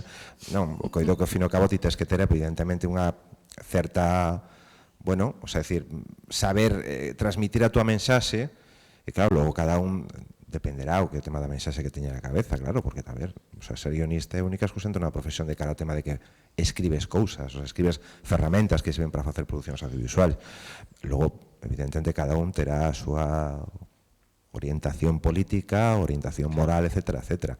Home, cal sería o ideal? Pois que evidentemente a xente tivera os profesionais do sector calqueira, é dicir, dende o produtor ata a script, pois tivera unha inquedanza por coller e ser inclusivos, por ser normalizadores, por ser integradores, etcétera, etcétera. Pero logo, bueno, logo os colectivos pois son cada un, hai membros da súa mãe e do seu pai, e, bueno, pois, non sei, vamos, a ver Gonzalo que pensa. Eu penso, no teu caso, é un exemplo claro, non? Polo tema do festival. Sí, un pouco. Sobre todo de que quiten escaleiras. Non me decatara, Bueno, pois o festival que nos organizamos, pois sí, claramente pois naceu como motivación, pois sí, inclusivo, pero opta a ser un festival normal. Pero o que quería decir da túa pregunta, sobre todo como creadores, é o que creo que a xente o que necesita é liberdade.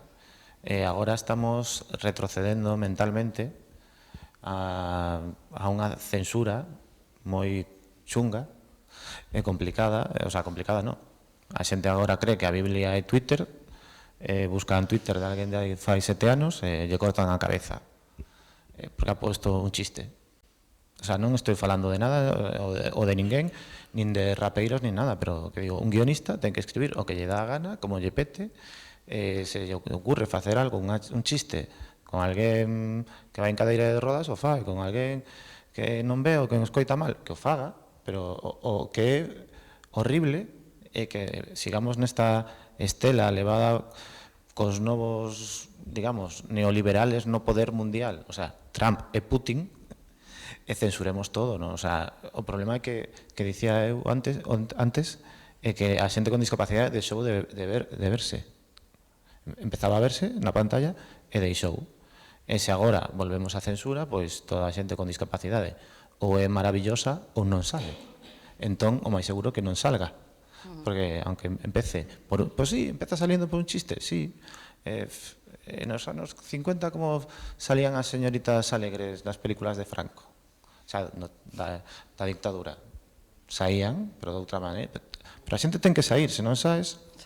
Entón, o que ten que haber é liberdade de creación, e a xente logo preguntarase, se ocurrirá, joder, eu teño un curmán que, joder, é sordo, non veas como as lía, e vai conducindo, o que sexa. Entón, o mete nunha sitcom, fai burradas, lle pasan burradas, e a xente se ríe, e coñece esa realidade, ou se que fai un drama, o que ten que haber é liberdade de creación. E logo, o gusto é unha cousa personal. E logo as líneas de axuda pois saberán que tipo de proxecto é cada cousa e para que está feita e o que hai que apoiar ou non. Non sei se por esta banda queredes apuntar algo breve, porque así nos queda un pouquiño de tempo para que o público poda facer preguntas.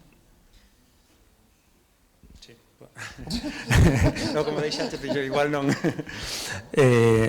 Sí, moi brevemente. Eles falan desde a perspectiva dos creadores, desde a perspectiva da administración. Eu creo que a administración non debe meterse nunca nos contidos, o sea, non debe ser intervencionista nese sentido. Cada proxecto ten que ter plena liberdade para definir os contidos que queira desenvolver, e o que sí que creo é que a administración ten legitimidade para marcar prioridades ou orientacións sempre que sexan explícitas e sexan coñecidas, non? Nosotros, por exemplo, na Deputación da Coruña vamos sacar este mes unha liña de subvencións para proxectos singulares para empresas culturais, e nesa liña de subvencións, pois, por exemplo, se os proxectos son presentados por equipos técnicos paritarios, levarán máis puntuación que se non o son. Se os proxectos nos seus equipos inclúen a persoas ou abordan a cuestión da diversidade funcional, van levar máis puntuación. E iso son elementos que creemos que lexítimo e necesario abordar desde o ámbito público, porque se a nivel social se percibe que hai ámbitos nos que é necesario traballar para, desde a nosa perspectiva, mellorar a sociedade, pois é bo facer o que estea na nosa man para intentar avanzar nese sentido. O que non tería sentido é que nos, digamos, nos puxésemos a valorar os contidos, os guións, porque entón estaríamos falando de outra cousa. Eu creo que a Administración en ningún caso se debe meter nos contidos, debe axudar a preservar a plena liberdade de creación, pero sí que ten plena legitimidade para marcar orientacións, non, de que tipo de proxectos considera que é máis necesario apoiar que outros, non? Partindo, sempre digo, de que penso que todo tipo de proxectos dos que estamos falando ata agora son necesarios e simplemente hai que procurar que cada un teña a súa propia vía, non? Bueno, xurdiu o tema ese e non vou entrar porque xa me vena de abogado o tema da censura, entón sí que xa arrexamos aquí, pero bueno, é moi preocupante. Solamente vou decir unha cosa para que hai unha frase que un pensamento que quizá deba presidir toda a nosa vida en estos casos, non? É dicir, preguntándonos quen somos, quen é cada un, non? Pois hai alguén que dixo, somos o que facemos para cambiar o que somos. Eso debe presidir, porque eso é importante para mellorar esta sociedade. Si conseguimos que todo o mundo, cando pola mañán se levante e diga, teño que cambiar, teño que facer cambiar a los demás, teremos avanzado bastante. Agora, se queredes facer preguntas en xeral a todos ou a algún deles, a mí non, que eu desto non teño ni idea.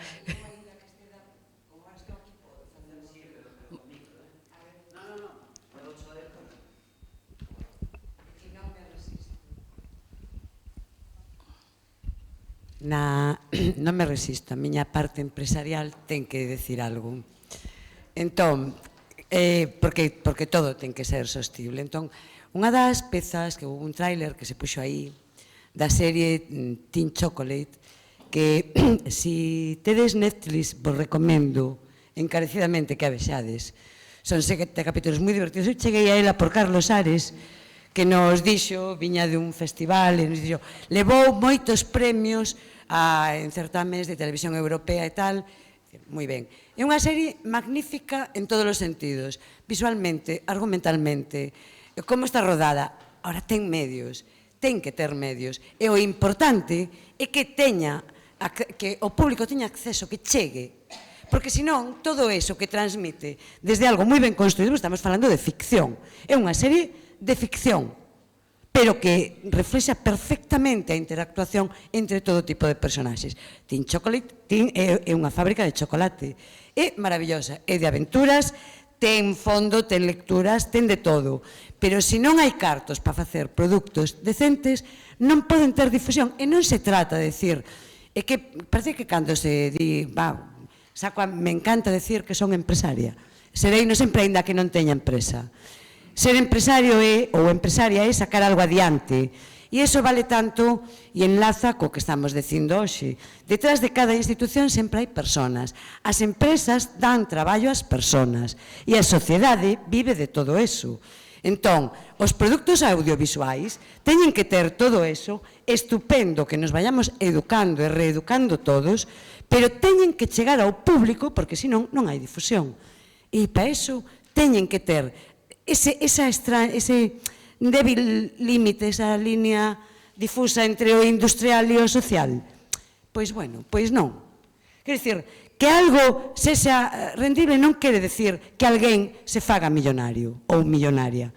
Que bueno, quen o faga tampouco está mal se non está explotando a ninguén.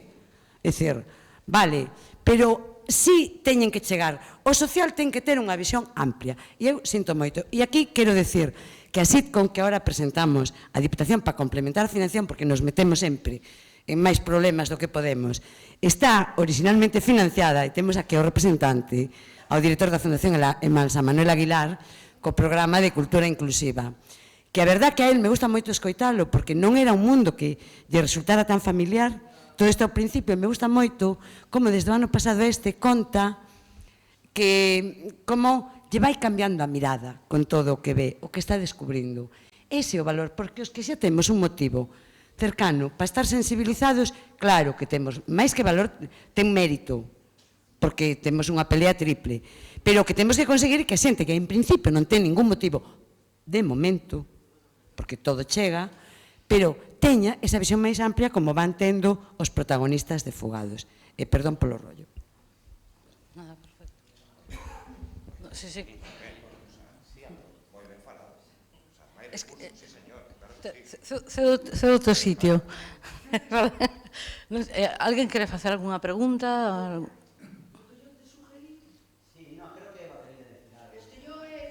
Veña, Eva.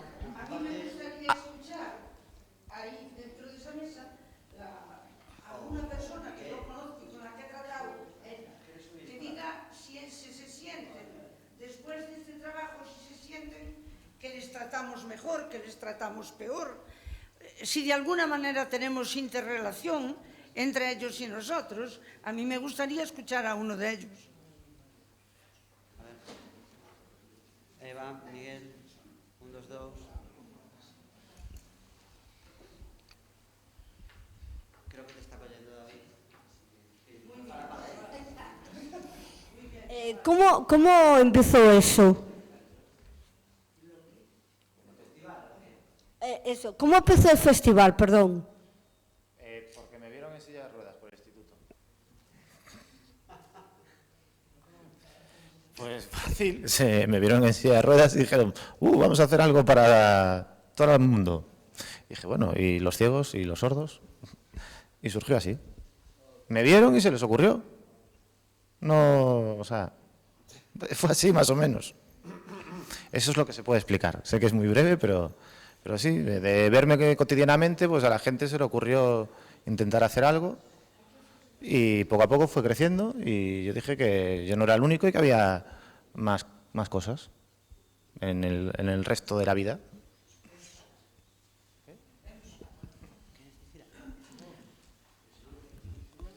¿Alguna pregunta máis? Os estoy haciendo una pregunta. Vamos a ver. En esa mesa, que todo está muy bien, a mí me falta una cosa. Yo os conozco gracias a la asociación. Vosotros me conocéis a mí gracias a la asociación. Ahora mi pregunta es, vosotros, cualquiera de vosotros, ¿me puede decir si desde hace estos años, 3 o 4, sentís que nosotros os tratamos mejor, nos relacionamos más, os sentís a gusto?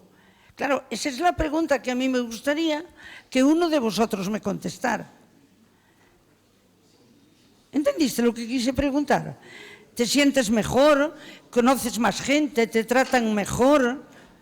¿Estás mejor con la otra gente? Eso es lo que yo quiero saber.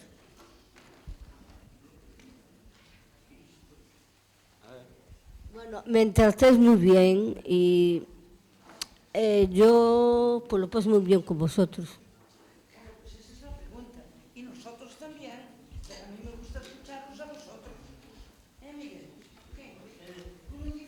Sí, pero dígame, sí.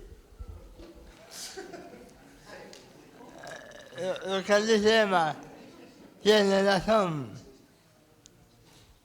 ¿Y no quieres añadir nada más a eso? No. Un sí rotundo.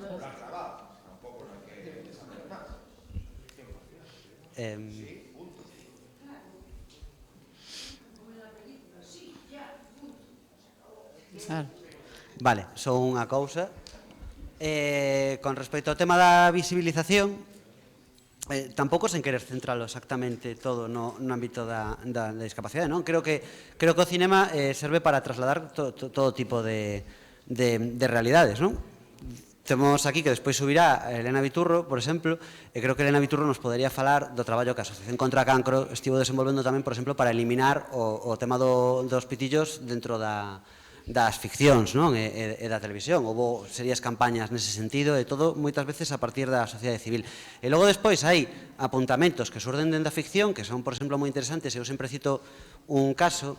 Estou vendo aínda Teen Chocolate. Non podo falar, porque Isabel creo que é a única de momento aquí que a viu completa. Si podo dicir que ata o terceiro episodio é espectacular como está escrita, pero espectacular. E o guión é a base dunha historia na que logo despois hai personaxes que teñen discapacidade. Só ese apunte, pero unha serie que eu sempre cito como exemplificante no sentido de que aparece unha persona con discapacidade e que é irrelevante máis aló de que o papel e tal, é o fillo de Breaking Bad, que o actor ten parálise cerebral e a personaxe ten parálise cerebral e punto pelota, quero dicir. A ninguén lle choca a partir do segundo episodio, máis aló de sabes doblada, que o doblase un pouco tal, non? Pero, claro, ese tipo de matices, como dicía Gonzalo, son os que parece que se empezan un pouco a recuperar, que hai décadas existían e foron desaparecendo, pero tanto no ámbito da discapacidade como noutros moitos ámbitos. É bastante preocupante como o audiovisual dende os 90 e os 2000 parece como que fixo unha purga de todo aquilo do que non é convencional ou habitual na pantalla. Non me quero estender máis, que eu teño unha labia moi fácil. Pero eso pasa, o que ti dis pasou en moitos eidos, non? O sea, nos últimos, situando os últimos anos, que parece que volve a normalidade, parecía que se imponían uns modelos moi concretos, non? Non sei se alguén quere... sí, por favor. Mira, ahora, escuchando a esta señora, entre nosotros y vosotros, un poquito, de hecho en Campeones, con todo, pues que te ríes y un montón, es lo que un poquito se sigue viendo, el nosotros y el vosotros.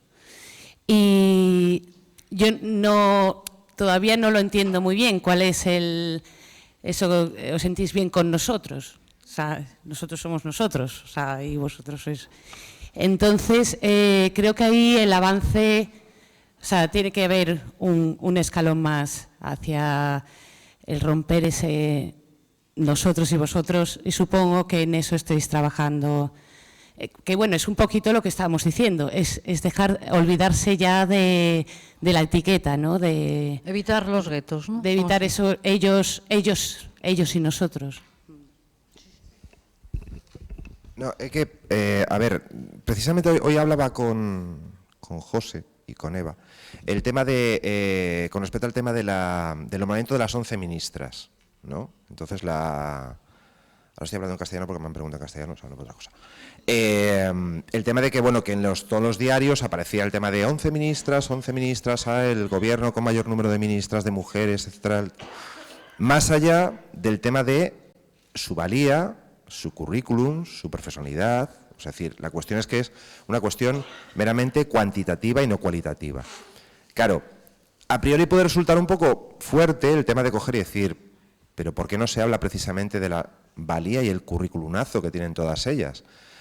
Pues yo creo que por un poco lo mismo que pasa con Campeones. Yo creo que hay que dar pequeños pasos. El primer paso es dar un sopapo a muchos de los elementos de esta sociedad que tiene componendas bastante machistas y decirle, no, mira, tenemos 11 mujeres en el gobierno y no se va a hundir. O sea, entonces, creo que el primer paso es ese. El tema que decir, primero, visibilizar. Y ojalá llegue un momento en el cual pues, se pueda poner a caldo a determinada ministra simplemente por el tema de que no tenga un determinado currículum y no sea simplemente por el tema de, es que es mujer y tal. Porque yo creo que el gran problema que hay es ese, que yo creo que si muchísimas veces la gente se le dice, no, pero es que fíjate qué currículum tiene la ministra de Cambio Climático, pues algún animal saldrá diciendo, bueno, sabe Dios lo que habrá hecho para llegar ahí.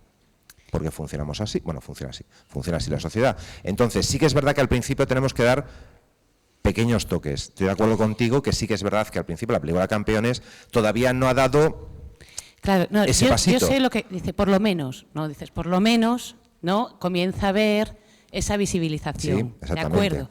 Pero luego cómo se rompe ese nosotros y vosotros? Pues muy Quiero fácil, decir, estamos también un poco, o sea, hay que recabar, es cierto, que bien que haya esa visibilización, vale, es un pasito más, pero sin perder el eje, ¿no? Que es que si estamos creando otro problema por encima, quiero decir, si se va a normalizar el nosotros y el vosotros en la televisión, en el cine, me explico. Sí, no, pero es que yo te digo una cosa, yo creo que en estos momentos hay cantidad de gente que de repente ha descubierto el vosotros. O sea, parecerá absurdo, pero hay mucha gente que dice, pero hay gente que tiene discapacidad y juega al baloncesto. Te quedarías asombrada de la cantidad de gente que hay que de repente, y hablo de la gente con discapacidad, con la gente de los LGTB, con respecto al tema de la gente inmigrante, o sea, es decir, hay gente que vive en una puñetera burbuja y que se piensa que todo el mundo es cisetero, blanco, o sea, y que tiene más o menos de clase media. Y de repente le dices tú, no, mira, majete, que es que hay más personas aquí que son como tú y como yo, lo que pasa es que tienen otras circunstancias personales, y sé que se te quedan asombrados, dices, no, pero eso es de las películas americanas. Y dices tú, no, en Moratalaz tienes una persona que es así. ¿Qué coño? O sea, decir, el vecino de arriba es así. Y sin embargo no son capaces de verlo. Entonces yo creo que la visibilización, es decir, ya por lo menos hemos llegado al nosotros y vosotros, que ahí no nos podemos quedar, pero por lo menos ya hay gente que ha dicho, coño, hay un vosotros. Porque por increíble que parezca, sí que es verdad que hay gente que es nosotros. Y luego lo de las películas. Digo yo. Bueno, es que viene yo creo que va unido a lo que hemos dicho antes. O sea, para que exista un nosotros, o sea, es la educación, no hay más. O sea, es empezar desde el principio. O sea, es como digo, los mayores hay que hacer apaños, pero el futuro es el futuro. Y es lo siguiente. Hay que cortarse muy breve. Muy breve porque estamos fuera de tiempo ya. Bueno, son impresionantes los pasos que se han dado. Esto no es de un día para otro. Esto ha sido, los que ya tenemos unos años, hemos vivido lo que ha sido la incorporación de nuestros hijos a la sociedad. Y esto es visualizarlo, pero día a día. Y no nos daremos cuenta, pero esto es un sistema de vasos comunicantes. Hoy blanco y negro, hoy se empieza a colorear el agua y mañana será marrón. Pasa con el color, estamos empezando a ver a gente negra por las calles, mañana estaremos mezclados y el que no lo entienda pues no tiene nada que hacer en este mundo que nos viene encima, ¿no? Yo lo veo así. Aspronaga, yo represento a Aspronaga, somos una sociedad que la cultura y el llevar a nuestra gente a convivir y a participar, yo creo que contribuye y ha contribuido mucho. Al final seremos todos discapacitados. Lo estamos viendo, lo tenemos en casa con nuestros padres, lo hemos tenido algunos con nuestros hijos, seremos todos discapacitados. Y la sociedad lo irá asumiendo. Y si no lo asume está perdida, está claro. Igual que mezclarnos, ¿no? Bueno, nada más. Pues pienso que o broche final perfecto. Simplemente xa daros as gracias a todos por as vosas interesantísimas aportacións. Dou paso a Iago, que non sei onde. Moitas gracias.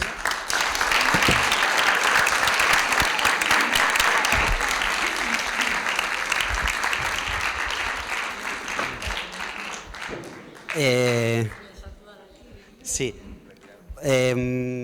Agradecer aos presentes, supoño que sí, que será mellor un pouco despexar isto, excepto Gonzalo. Sorpresa, chin. No, vai ser que non. Isabel, por favor, suba vostede tamén. Bueno, en serio que moitísimas gracias. Estaba sufrindo mogollón e sigo sufrindo porque daban moitísimas ganas de intervir con moitas cuestións. Imos tratar de axilizar, facelo así breve e rápido. Nos agora temos que facer unha pequena entrega de premios.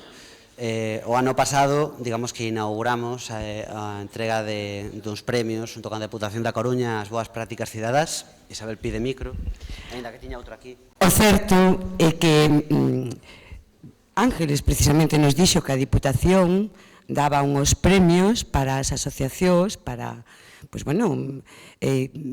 impulsar a participación da ciudadanía. Entón, ela o suxeriu, nos estábamos rematando o proxecto Un día de cine e pensamos, bueno, fenomenal, os pedimos, pero que proxectos imos darnos? Entón, esa combinación coa Diputación, dixemos, pois a xente, as persoas que representan a institucións, en algún caso, que fixeron posible este proxecto. Entón, pensamos, quen tiñamos cerca? Esas persoas foron, Manuel Aguilar, por favor, para aquí, director da Fundación Emalsa, e era ademais o primeiro ano de Cultura Inclusiva. Ahora eu xa me retiro e vos paso. Iago Graña recolleu polo Club de Ocio, pero está hoxe Cholo, que é vicepresidente de Aspronaga. Por favor, para aquí.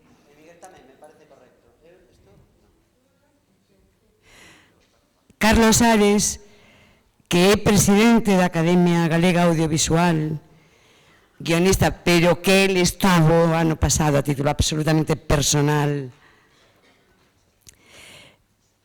aí en primeira línea. María Viñas, non te marches, o Muncid, que se portou extraordinariamente ben con nós e nos apoiou no rebumbio de acto que fixemos o ano pasado. Perdón, que agora mesmo estou despistado porque Jaime Castiñeiras de Emalsa, que por motivos personais non pudo acudir. Non pudo vir, pero vai facer as súas funcións. Entón, este ano, creo que estamos todos, verdad? Estamos todos. Ai, por Dios, Elvira, discúlpame, non me mates. No. Elvira, por favor, Elvira Padrón, a directora do Colexio Calasancias, que se embarcou en esta aventura, a pesar de que non se entendía. E formamos unhos rebombios no colexio impresionantes.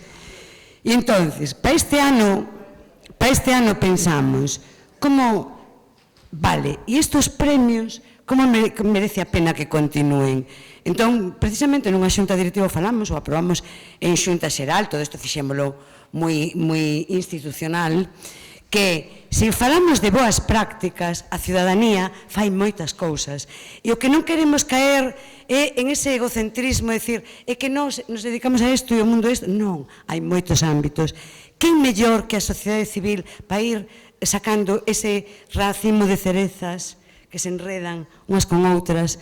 Entonces, os premiados do ano pasado sabían ben a quen elexir. Eles son quenes van a entregar os premios a partir da decisión de quen tiña que levar ese premio. Entón, eu vou pensar por Carlos Ares, en representación da Academia Galega do Audiovisual. El vai explicar que o premio vai para... Vaya, non sabía que tiña que explicarlo, entonces... No, sí que sabía nada. Moitísimas grazas, foi unha gran... Aprendí moito, escoitándovos a todos e foi moi interesante e debíamos ter unha reflexión, non? Que a xente con discapacidade, creo que según a Organización Mundial da Saúde son o 15% das persoas, e nas películas que facemos, nas series que facemos, nos programas que facemos, non sai o 15% de persoas non son discapacitadas. Entonces é algo no que debemos traballar a xente da industria, a xente que nos dedicamos a isto. Bueno, a Academia Galega de Audiovisual, a directiva decidiu por unanimidade, por completa unanimidade, darlle conceder este premio ou pedir que conceden este premio ao Festival de Cine Inclusivo de Vigo. Como non podía ser de outro xeito, por a gran labor que facedes, sinto non poder ter ido este ano, está invitado como presidente da Academia, non puden, pero non podía, esos días era imposible, e nada, creemos que é fundamental un festival como este en Galicia, e parabéns e moitas grazas. É unha gran honra.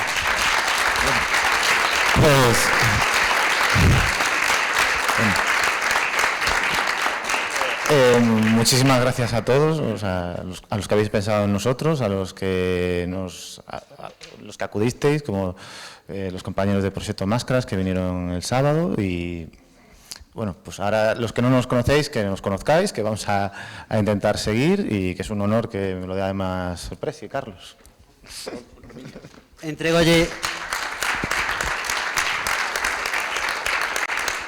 Entregolle tamén, non se pode ver dende aquí porque é pequena, pero aí está gracia, un pin con, digamos que co tótem da asociación, que é unha tartaruga, como xa máis ou menos presentamos ano pasado, máis absolutamente feito a man polos colegas de ILAB que pertencen a Grumico, fan traballos de sollería para, no ámbito de Grumico, fan uns traballos estupendos, cada un dos premiados vai levar o seu pin.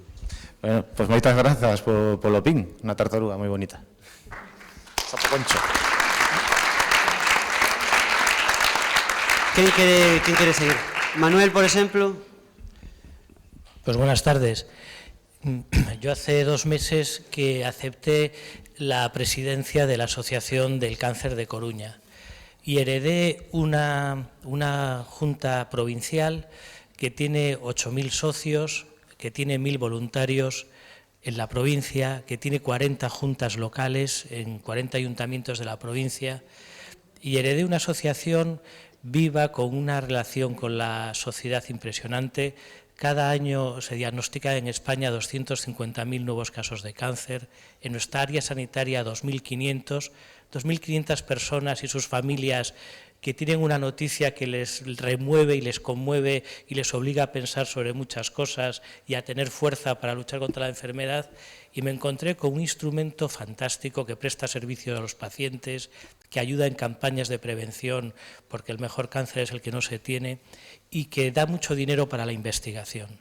Dinero que se recauda de gente normal, como los que estamos aquí, de muchos miles de pequeñas aportaciones que a la asociación a nivel nacional le permitió dedicar el año pasado 16 millones de euros a proyectos de investigación.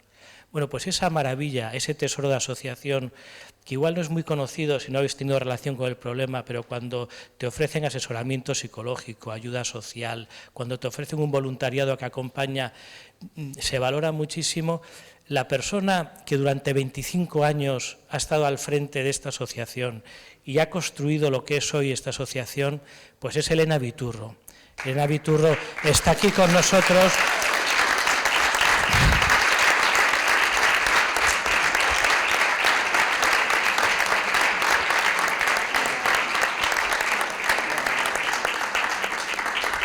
Siempre con una sonrisa, siempre con buen hacer, ha hecho una maravilla. Esas personas que tenemos en nuestra sociedad que merece, me encanta poder tener ocasión, que sea aquí entre nosotros, en este ambiente cálido, pues de que tenga este pequeño reconocimiento, que es muy grande. Como decía alguien, era pequeño el portal de Belén, eran pequeñas las carabelas de Colón, pues esto es muy grande. Muchísimas gracias, Manolo. Bueno, ¿cómo me has puesto? Estoy emocionada. Y ahora te tengo que llevar la contraria y decir que no ha sido una labor mía, ha sido una labor de equipo. Ha habido muchísima gente que nos ha ayudado, muchísimos voluntarios, muchísimas personas, muchísimos socios, muchísimos trabajadores y toda la sociedad, porque toda la sociedad se siente involucrada en el cáncer. El cáncer es algo que nos puede afectar a todos. Todos hemos tenido algún ser querido que lo ha tenido o que lo tiene y por lo tanto todos estamos unidos en esa lucha común contra el cáncer. Muchas gracias por darme este premio que es para toda la asociación. Mil gracias.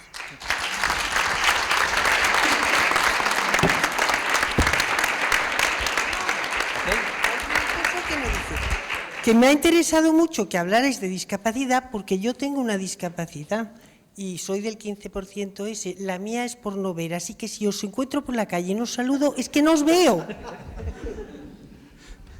Lo tendremos en cuenta y también estamos habituados a esa parte, así que te saludaremos con toda la... es que te he visto y no te he saludado.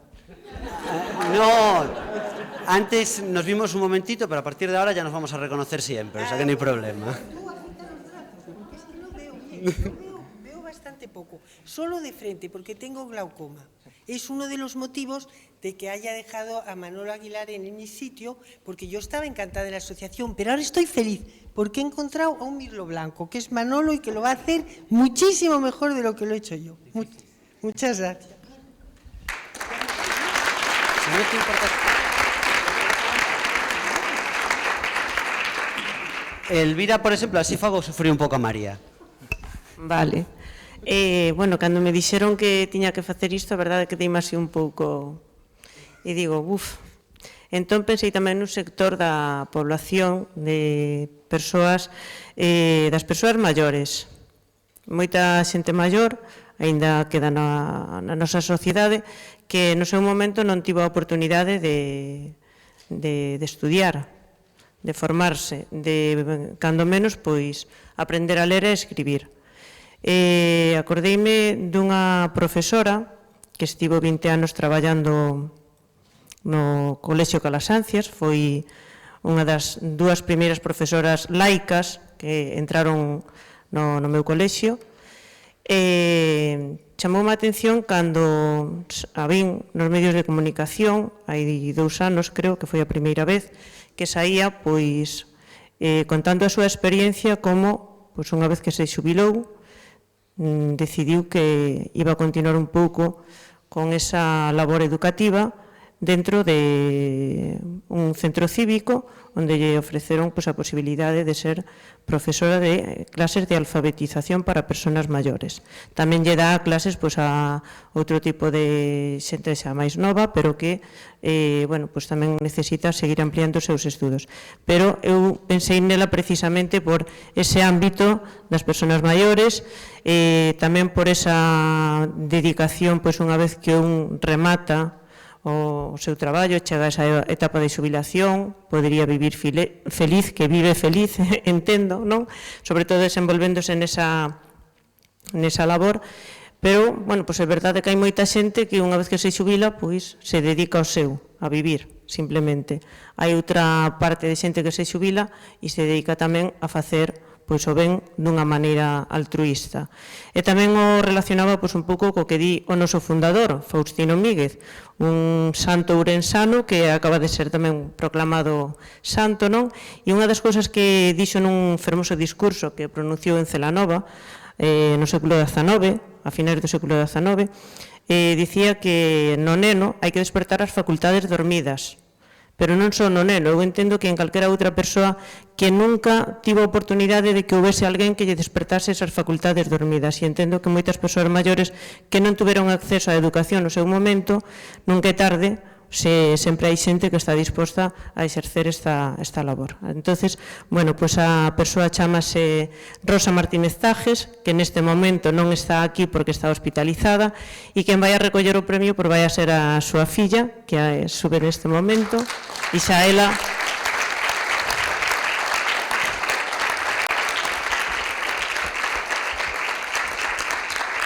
Ela nos pode contar un pouquiño máis de súa nai. Bueno, en primer lugar, gracias a todos por haber pensado que mi madre puede estar al nivel de todas estas personas premiadas. Si estuviera ella aquí, que por motivos de salud hoy no puede encontrarse aquí, diría que ella no merece este premio. Para ella es una suerte poder ayudar a esas personas a lograr sus objetivos, personas que, como decía Elvira, no han tenido la oportunidad de poder estudiar cuando les tocaba y que aún así ahora tienen el ansia de poder mejorar, de poder escribir, de poder enseñar a sus nietos cómo se escribe su nombre. Personas como Generosa, que a los 80 años está feliz de poder escribir su nombre por primera vez. Personas como Pilar, que por problemas de salud empezó yendo con un bastón y ahora tiene que ir con silla de ruedas y no falta ninguna semana a clase. Entonces, para ella es realmente un orgullo poder colaborar en ese proyecto, y ella no merece este premio en su visión, sino que lo merecen todas estas personas que deben de ser los ejemplos para todos. Gracias. Muchas gracias.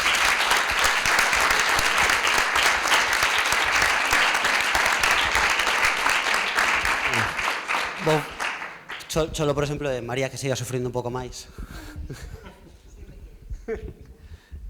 Bueno, a Esparnaga es una divulgadora de cultura, educación. No hay más que visitar nuestros centros, donde todos se imparten clases. Cuidado con... No, digo, sitúa mellor así. Se imparte teatro, cine, y viajes, deportes. Todavía hace poco nos han concedido el Premio Galicia de Calidad a la Educación. ¿Estás de acuerdo, Miguel? Bueno, sí, bueno.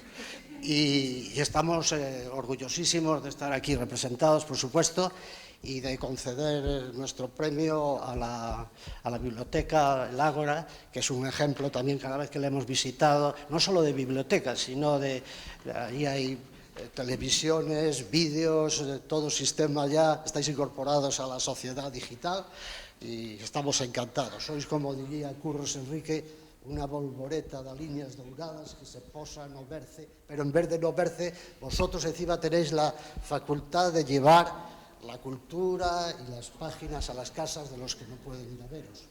Así que orgullosísimos de entregaros el premio.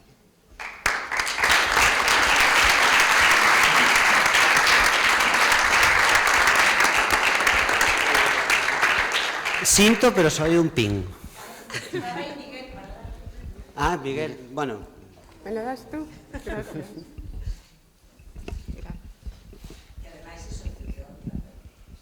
Sí, apunta a secretaria xeral que Miguel é socio de honra, efectivamente. Bueno, moitas grazas. A Biblioteca do Ágora, como todas as bibliotecas municipais, pensan na forma de achegar a lectura e a cultura a todas as persoas. E se intenta chegar a lectura, a cultura, a información a todas as persoas, pois aí vamos todos no mesmo carro, non? Hai persoas que non teñen as mesmas facilidades que outras, entón hai que achegar o xeito de que esta forma sea máis doada para eles.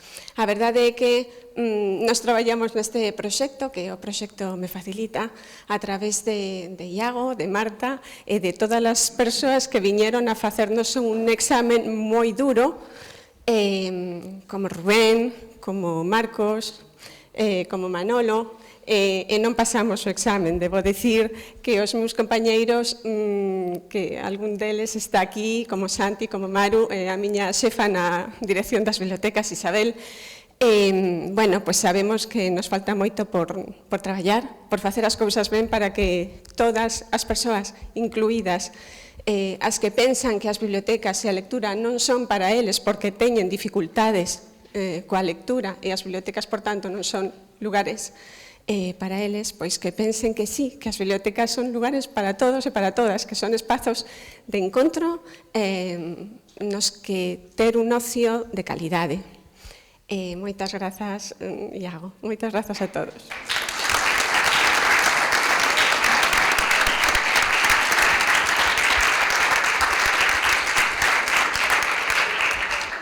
No, María, por favor, María. Muchísimas gracias, Iago, por hacerme sufrir. Sufro porque me cuesta mucho hablar en público, pero estoy emocionada por poder participar en esto con tantísima gente. Solo quería transmitir una idea que queremos, desde el museo nos gusta mucho y a mí particularmente. Somos enanos, somos como enanos subidos a hombros de gigantes. Y gracias a Proxecto Máscaras, a Asociación Proxecto Máscaras, a muchos otros, gracias por hacernos descubrir tantos gigantes que no veíamos, que teníamos muy cerca y que no veíamos. Uno de esos gigantes a los que queremos agradecer desde el museo su presencia y su existencia es a CEATE, la Confederación Española de Aulas de la Tercera Edad. Tienen varios programas de voluntariado, uno de ellos, el programa Energía Mayor, gracias a Juan Rico y a Celsa Formoso, a ver si lo digo bien, en el monasterio de Santa Catalina de Montefaro. Muchísimas gracias por eso y por otros muchísimos proyectos, y gracias por ser tan gigantes y dejarnos aprender de vosotros, que todavía tenemos muchísimo que andar. Muchas gracias.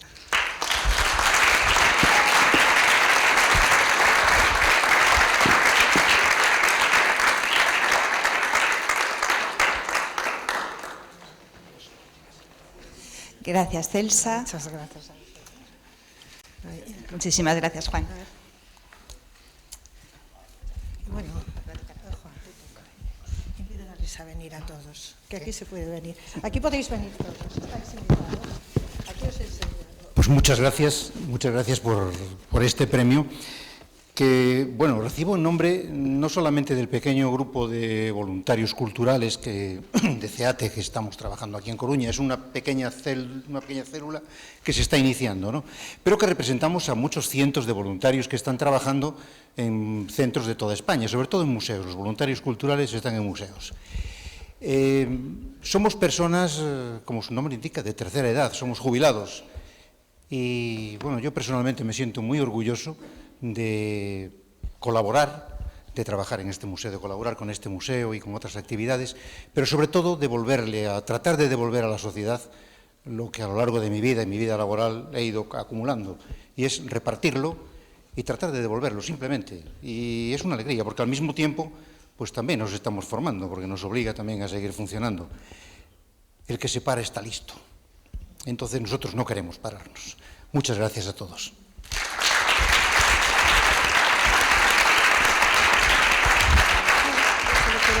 Quiero invitar a todos a que visiten este museo, por favor.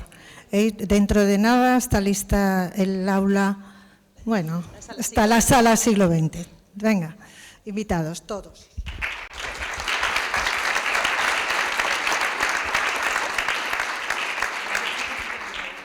Eu agora teño un problema, mea culpa, porque hai unha persona que non sei se chegou porque xa me avisou de que probablemente chegaría tarde. Beatriz Martí, por favor. Vai facer entrega Manuel Aguilar, a filla de Alberto Martí, que foi a elección por parte de Malsa para entregar este premio. Antes, son unha cousa, Jaime lembraba, aquí tes rampa por se te resulta máis doado. Jaime lembraba con moito cariño o discurso que Alberto Martí lle fixo no seu honor cando abandonou a dirección do centro comercial Catro Camiños, Superco. Que eu coñecín, tiven a ocasión de tratar a Alberto Martí e realmente a súa mirada e o seu xeito de expresar era brutal.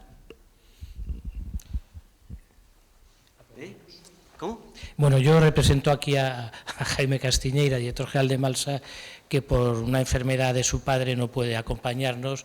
Él tenía un recuerdo cariñosísimo de Alberto Martí, como lo tenemos todos los que le hemos conocido, porque es una persona que, aparte de reflejar la historia de Coruña en fotografías desde hace tantos años, ha dejado un rastro de bonomía y de dedicación a los demás. Así que enhorabuena, porque es un premio justo y merecido.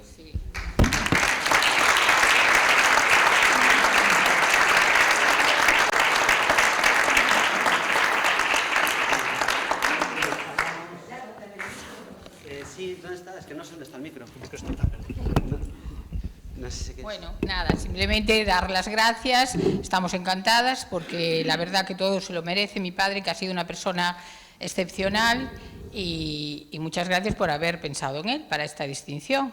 Todas las que vengan, nosotras felices. Gracias. A vos. Bueno, simplemente aquí rematamos, imos facer unha foto de grupo que a mellor xa non ten tampouco interesa para o streaming, co cal nos despedimos de todos ustedes que están en sus casas siguiendo esta agradable sesión. Nada, moitísimas gracias a todos os que viñestes, aos que escoitastes, e sobre todo a xente que, bueno, a xente da mesa. Toda esta cantera que temos aquí, os que este ano recibistes premio, o ano que ven teredes que dar premio. Dígovolo por se queredes ir pensando en que persona, que boa práctica, que algo que sucede que canto máis descoñecido quizáis millor, non? Porque así tamén conseguimos visibilizar. Pero seredes vos quenes proporedes os gañadores do premio do ano que ven. Así que, bueno, tedes algo de tempo.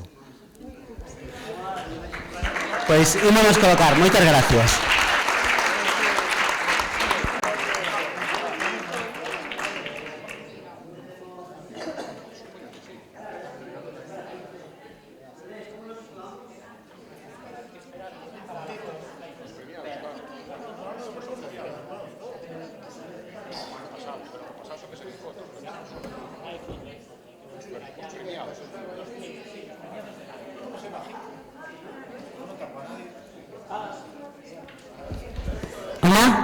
A continuación podemos baixar a disfrutar dun estupendo catering